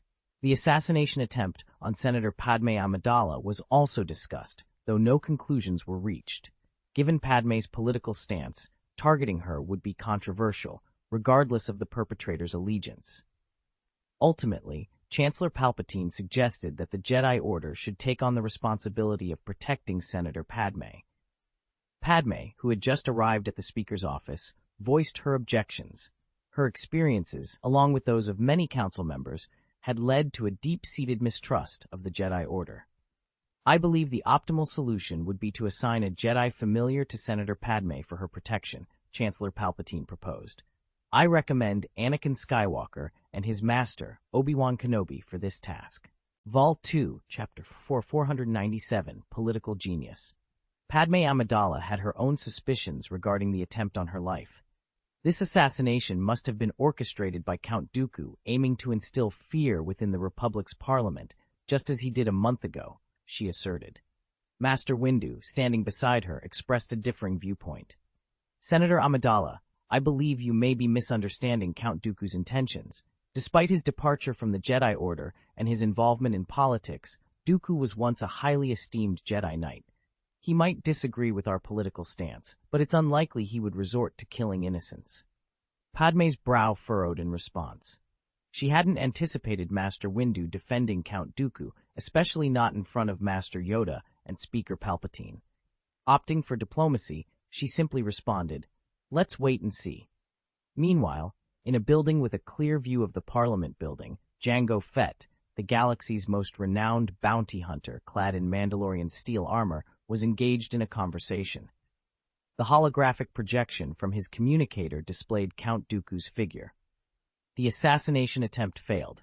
The bomb on the tarmac killed Padme's decoy, not Padme herself, he reported. Count Dooku's voice was firm. We cannot afford to let this drag on. She's merely a young woman. Eliminating her should not be this challenging. Complete the task swiftly so we can finalize our agreement with the Trade Federation. Jango Fett assured him, I've already planned our next move. Zam Weasel will take action. Padme won't live to see another sunrise. Proceed. I'll stir up some chaos in Coruscant to create more opportunities for you, Count Dooku instructed before ending the communication. The news of Senator Padme Amidala's supposed assassination at the Galactic Republic Parliament building quickly spread across Coruscant. The media frenzy that followed included various obituaries, reigniting the fear of war among the populace. Despite the turmoil, the Galactic Council's meetings continued. After announcing Senator Amidala's assassination, Speaker Palpatine used his authority to postpone the vote on the Military Creation Act until the following day, before leaving for urgent discussions with the Jedi Order. The Parliament remained a battleground for those eager to leverage the Military Creation Act for their political agendas. Demonstrations and parades by various factions, although closely monitored by military police, added to the tension. Ask Ake, a parliamentary assistant from Marathol, vocally argued that Senator Amidala's death underscored the necessity of the Military Creation Act to prevent future assassinations. This left the opposition MPs in a difficult position, fearing for their own safety. Upon his return, Speaker Palpatine once again captured everyone's attention. With open arms, he proclaimed, "No matter the challenges we face, our Parliament's goal remains the promotion of peace. Let me reiterate, the Military Creation Act is intended for peace, not war." His statement cleverly omitted any clarification regarding Senator Amidala's fate, leaving the Assembly in suspense. Senator Candoblin Boo from planet Lansono seized the moment to challenge Speaker Palpatine. "Speaker, your unilateral decision to postpone the vote exceeded your authority. You owe us an explanation." Speaker Palpatine stood firm, emphasizing, "The Republic's Assembly is founded on fairness and justice. In the face of such turmoil, it is our duty to uphold these principles above all else. In the face of security threats, postponing the vote is a standard procedure," Palpatine replied, his smile unwavering. Suddenly, a clear voice echoed through the entrance of the Parliament Hall. "On this matter, I support your viewpoint, Speaker Palpatine." All eyes turned toward the source of the voice, only to find Padme Amidala, who was rumored to have been assassinated, making her way into the hall. A hush fell over the assembly as she approached. Amidala gracefully navigated the anti-grav Edie platformed to the center of the venue, exchanging a knowing glance with her ally, Alderaan counselor Bail Organa. He subtly nodded to the press officer beside him, who promptly launched a camera drone, positioning it to capture Amidala. This signaled that Padme Amidala's forthcoming speech would be broadcast to major media outlets across the galaxy. Palpatine felt a twinge of unease, but recognized that Amidala's actions were within legal bounds, making it difficult for him to intervene. Moreover, her initial endorsement of his stance left him with no graceful exit to halt her speech. Standing confidently before the congressman and the galaxy-wide audience, Amidala declared, "As you can see, I did not perish in the assassination attempt. This attack has merely unveiled the fear harbored by those opposed to my political stance. Their desperation to silence me only underscores my resolve to stand fearless." Addressing the camera, she skillfully leveraged the assassination attempt to cast blame on Count Dooku, the Separatists, and all political adversaries who supported the Military Creation Act, implicating them in the assassination plot. This maneuver caught Palpatine off guard. He had not anticipated that Amidala, whom he had been discussing with the Jedi Knights as a victim of an assassination orchestrated by Count Dooku, would so deftly turn the tables and accuse her political foes, including those within Palpatine's own loyalty committee.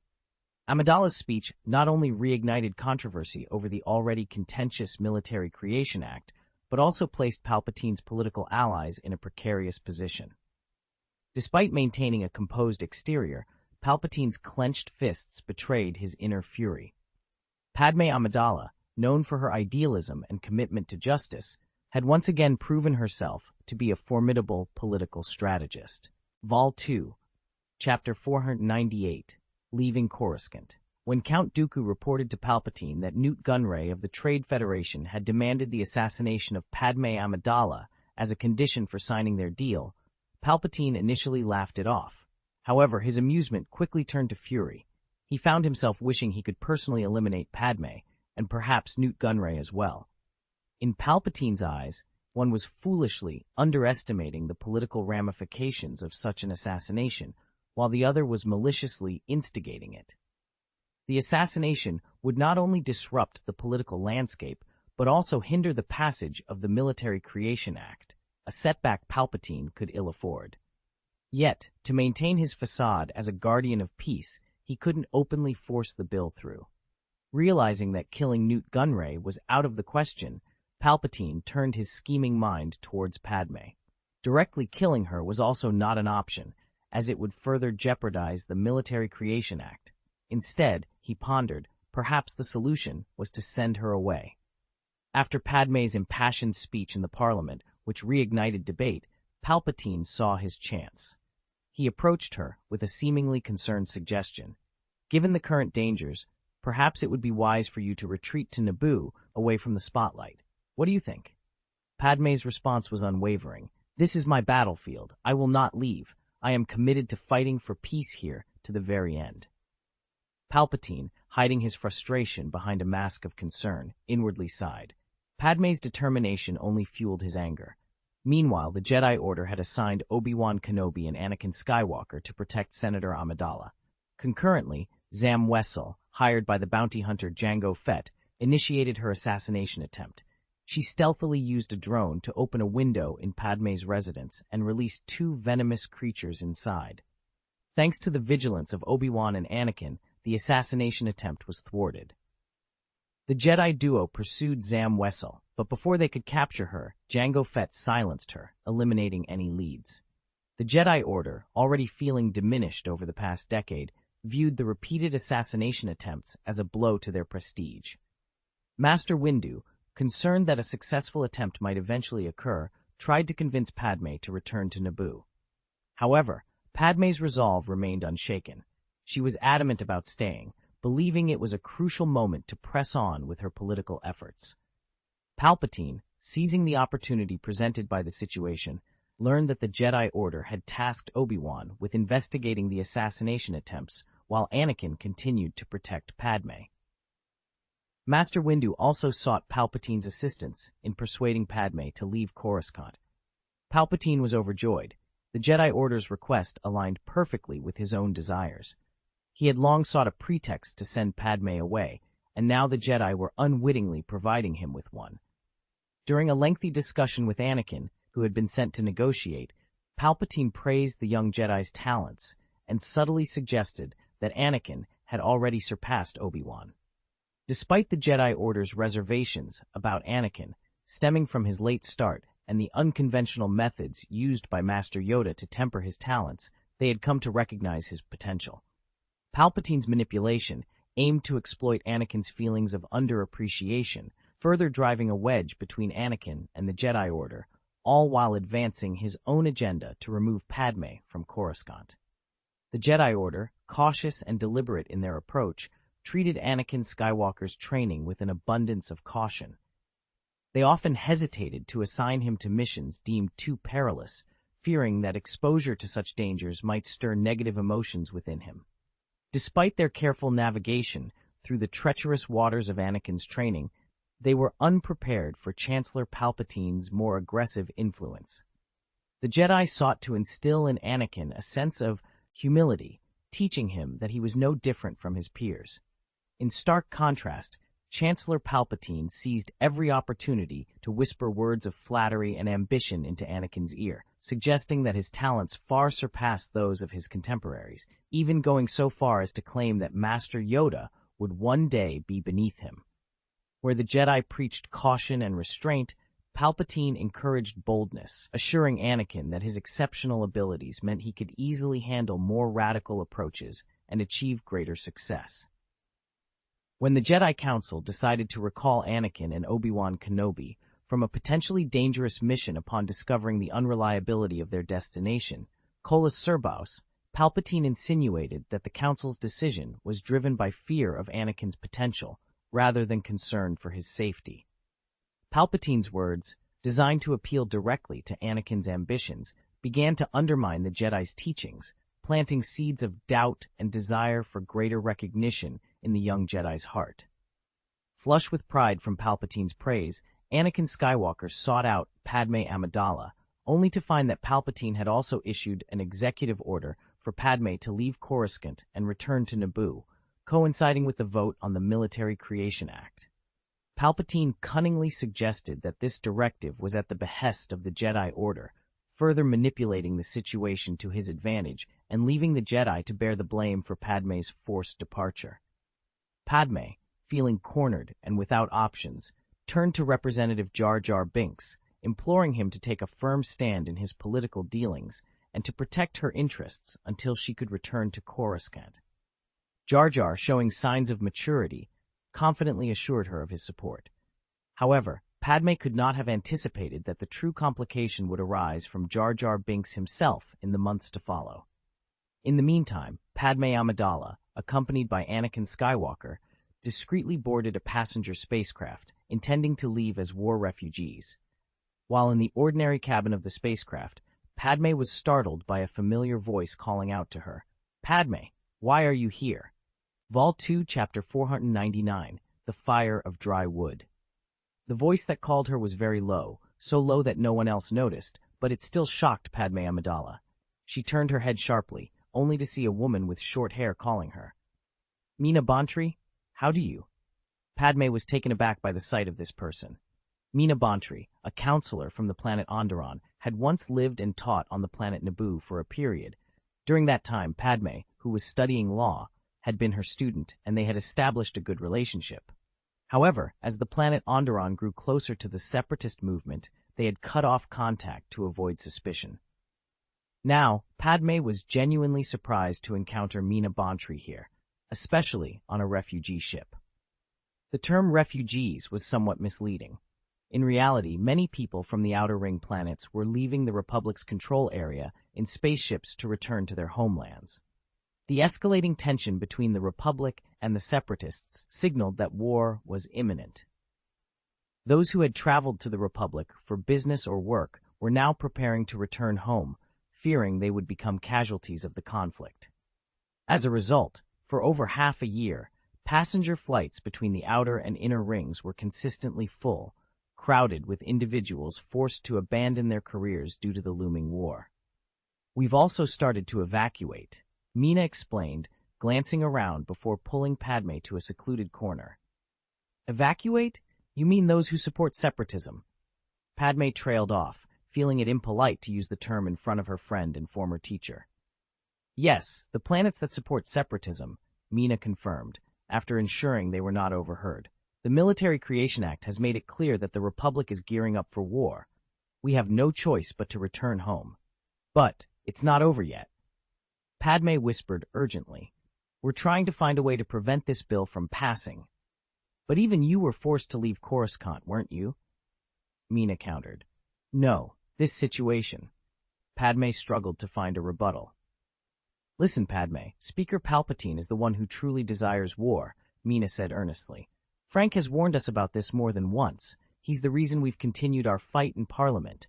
Otherwise, I would have left 2 years ago. No. Although the Speaker sometimes hesitates, he would never want war. He's had countless opportunities to push the Republic into conflict, but each time he's personally pulled us back from the brink, Padme argued. There are many things you can't see from Coruscant, Mina sighed, giving up on convincing Padme. Goodbye, Padme. I just hope the next time we meet, it won't be under such dire circumstances. With that, Mina picked up her suitcase and disappeared into the crowded cabin without looking back. Padme wanted to respond, but Anakin, who was beside her, took her hand and pulled her back against the wall, shielding her with his body. Be careful, Padme. Someone is looking for you. That person just now, she really helped you, Anakin said softly. Padme glanced over and noticed several people in casual clothes scanning the area, seemingly in search of something. However, when their gaze fell in their direction, they appeared to see nothing. Don't worry, I will protect you. That's my promise, Anakin declared confidently.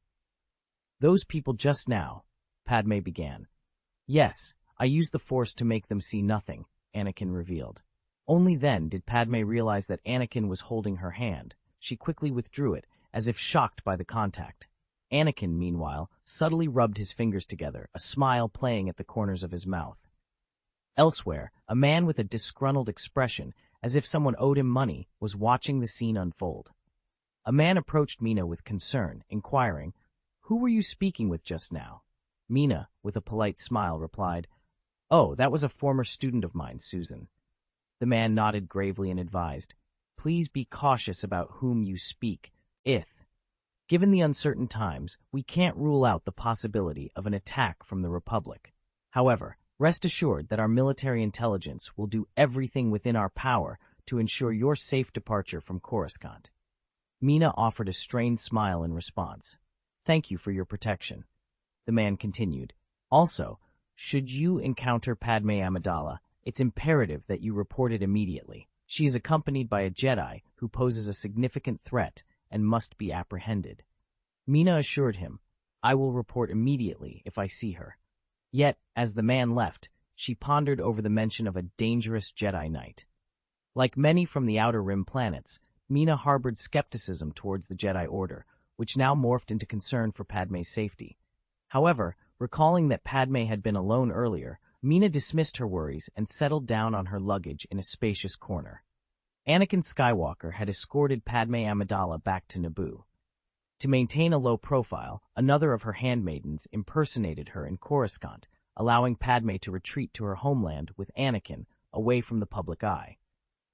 From their first meeting a decade ago, Anakin had been enchanted by Padme, viewing her as the most beautiful angel. That encounter left a lasting mark on his heart, and after 10 years apart, his love had only deepened. Unable to contain his feelings any longer, Anakin embarked on an impassioned pursuit of Padme. Padme, for her part, was instantly drawn to the vibrant, handsome, and courageous young Jedi. Despite her busy life as a queen and senator, which left her with little memory of Anakin as a child, she found herself irresistibly attracted to him now. Their mutual attraction sparked a fiery romance, disregarding the Jedi Code, political duties, societal norms, and even the turmoil engulfing the galaxy. In this moment, the young lovers were blissfully unaware of anything but their love. Amidst a world in turmoil, they found solace in each other, fully immersed in the joy and passion of their newfound relationship. Vol 2, Chapter 500, The Lost Planet Love, as profound as it might be, cannot halt the march of war. While Anakin Skywalker and Padme Amidala basked in their affection within the serene confines of their Naboo residence, the galaxy at large relentlessly edged closer to conflict. War, untamable and wild, had broken free of any attempts to contain it.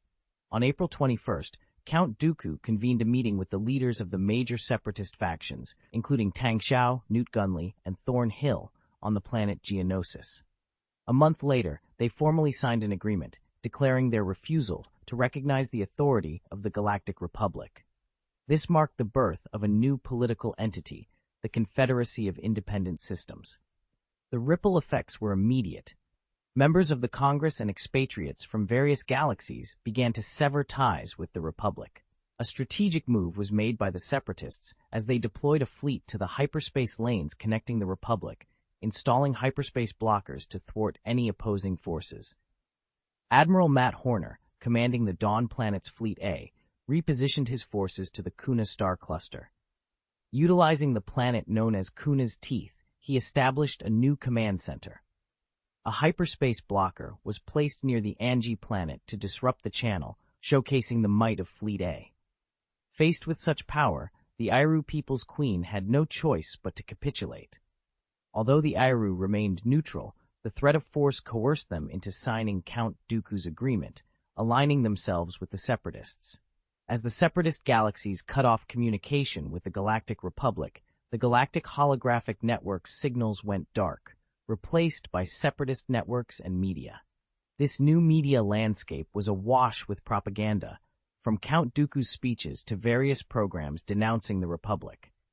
The sentiment of separatism surged, fueled by a populace that blamed their suffering and impoverishment on the Republic's inner circle and the ruling elite of the inner planets. Yet, the media conveniently omitted a critical fact in their fervent propaganda.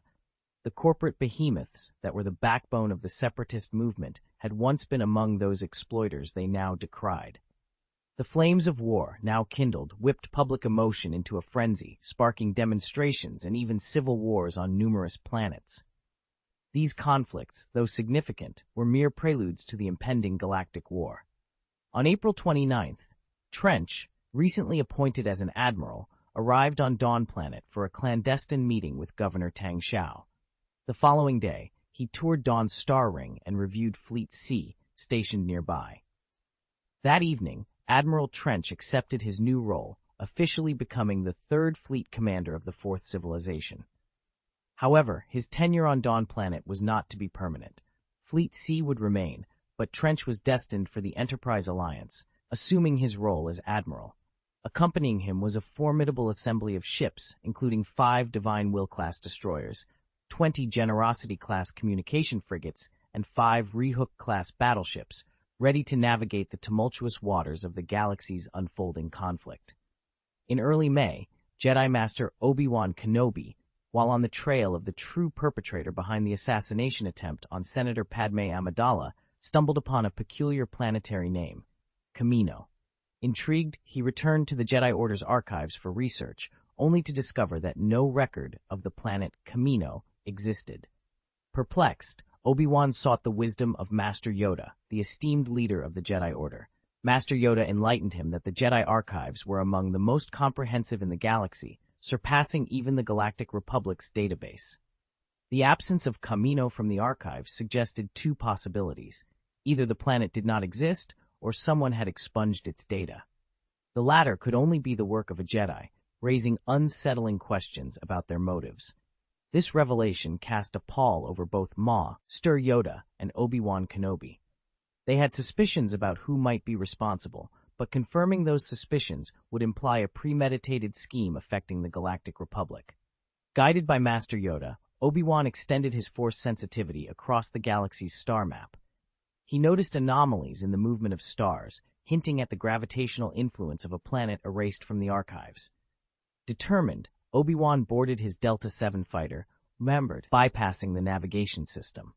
Instead, he relied on his formidable connection to the Force to guide him through hyperspace, a maneuver considered exceedingly risky and without precedent, save for a theory proposed 5 years prior by Jedi Master Joluth Serbaus. Serbaus had suggested that a Jedi Master's profound Force abilities could forge a path through hyperspace. Miraculously, Obi-Wan's bold strategy paid off. He traversed thousands of light years and discovered the elusive planet Kamino.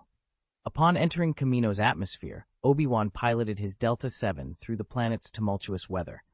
Kamino was an oceanic world, its surface almost entirely covered by water. His journey culminated in the arrival at Tipoca City, the capital of the Kaminoans, and a testament to the planet's hidden existence. Volume 2, Chapter 501, Clone Army. The city of Tipoca, the capital of the planet Kamino, is an immense marine architectural complex. Its countless disc-shaped buildings, standing amidst the stormy sea waves, are designed to minimize the impact of the waves on the structures. When Obi-Wan Kenobi's fighter plane landed on the tarmac, he was surprised to find that the Kaminoans had not prepared for his arrival in any special way. Instead, they welcomed him generously and guided him inside. I think the Kaminoans are not known for their hospitality, R4. At least I've never heard of it, so their unguarded welcome might hint at some underlying scheme. Obi-Wan mused to his navigation droid, R4, which beeped in response. This interaction served as a record of his mission. As the spaceport doors opened, a Kaminoan with a slender neck and an elegant stature approached. She greeted Obi-Wan with respect and said, "Master Jedi, our Prime Minister has been eagerly awaiting your arrival." "Wait, you mean your Prime Minister has been waiting for me?" Obi-Wan asked, puzzled. "Yes, he has been looking forward to your visit for a long time," the Kaminoan explained. "After all these years, we thought you had forgotten about us." Obi-Wan's confusion deepened. The Kaminoans were expecting a Jedi? And there had been Jedi Knights who visited many years ago? He followed the Kaminoan to the city's heart, where he met the Prime Minister of Kamino, Lama Su. Lama Su greeted him politely. "You've arrived at the perfect time, Jedi Master." Obi-Wan Kenobi, Obi-Wan introduced himself. "Master Obi-Wan, I am honored to inform you that our project is progressing splendidly. 200,000 units are ready, and another 1,000,000 will be completed within the next 6 months, Lama Su announced. "Please convey to Master Sifo Dyas that we have met his expectations and successfully completed the project." "Master Sifo Dyas?" Obi-Wan frowned. "He was killed over 10 years ago." Obi-Wan was filled with questions about what Master Sifo Dyas had been doing with the Kaminoans. His curiosity intensified, especially since Lama Su still believed Sifo Dyas was a member of the Jedi Order's Supreme Council, despite Sifo Dyas having been expelled by Master Windu 11 years prior. "I am deeply sorry to hear of his passing," Lama Su remarked, his tone reflecting the Kaminoan's typical emotional detachment. "I believe he would have been immensely proud of the army we've constructed for him." "An army?" Obi-Wan echoed. "Yes, a clone army for the Galactic Republic. Far more powerful and efficient than any droid army," Lama Su explained, rising from his seat. "I presume you're eager to inspect this army, aren't you?" What Obi-Wan Kenobi witnessed next was a sight he would never forget. In assembly line laboratories, millions of embryos were thriving, and clones of various ages were undergoing training tailored to their development stages. They proceeded to a vast square, where countless clone troopers, clad in white combat armor and wielding advanced DC-15A blaster rifles, stood in phalanxes, ready for inspection. The design of their combat armor, reminiscent of Mandalorian commando gear, featured lightweight polymeric panels and full-coverage helmets equipped with respirators and digital combat interfaces. The Kaminoans' preference for white armor, reflecting their emotional detachment, lent the troops a stark, cold appearance. Yet to the Kaminoans, subtle spectral color differences on the armors were distinguishable. From any perspective, this army was elite and formidable. Viewing it through the lens of the Galactic Republic's military standards, Obi-Wan Kenobi realized the immense potential and power at their disposal. Obi-Wan Kenobi's suspicions deepened upon witnessing the vast clone army. He couldn't help but wonder why Master Sifo Dyas would commission such a force. His concerns only grew when he discovered that the genetic template for the clones was provided by Jango Fett, a renowned bounty hunter.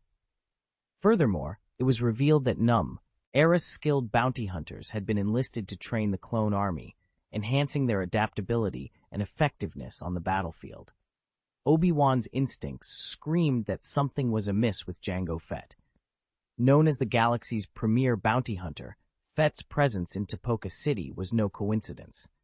After encountering him, Obi-Wan became convinced that Fett was involved in the assassination attempt on Senator Padme Amidala. He believed that capturing Fett would unravel the mystery and expose the true orchestrator behind the scenes.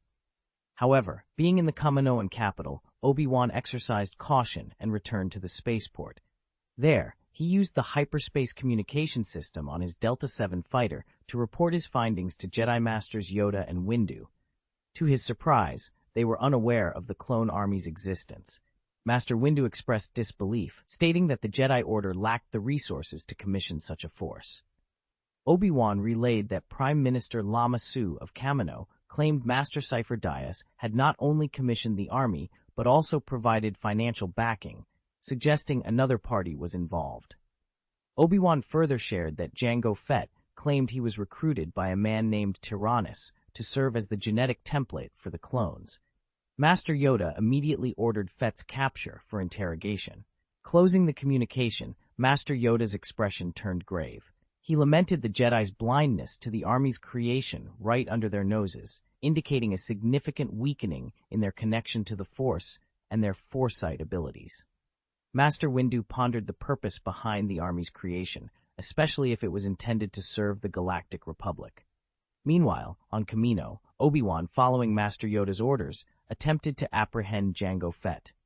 However, Fett, sensing danger, fled before Obi-Wan could reach him.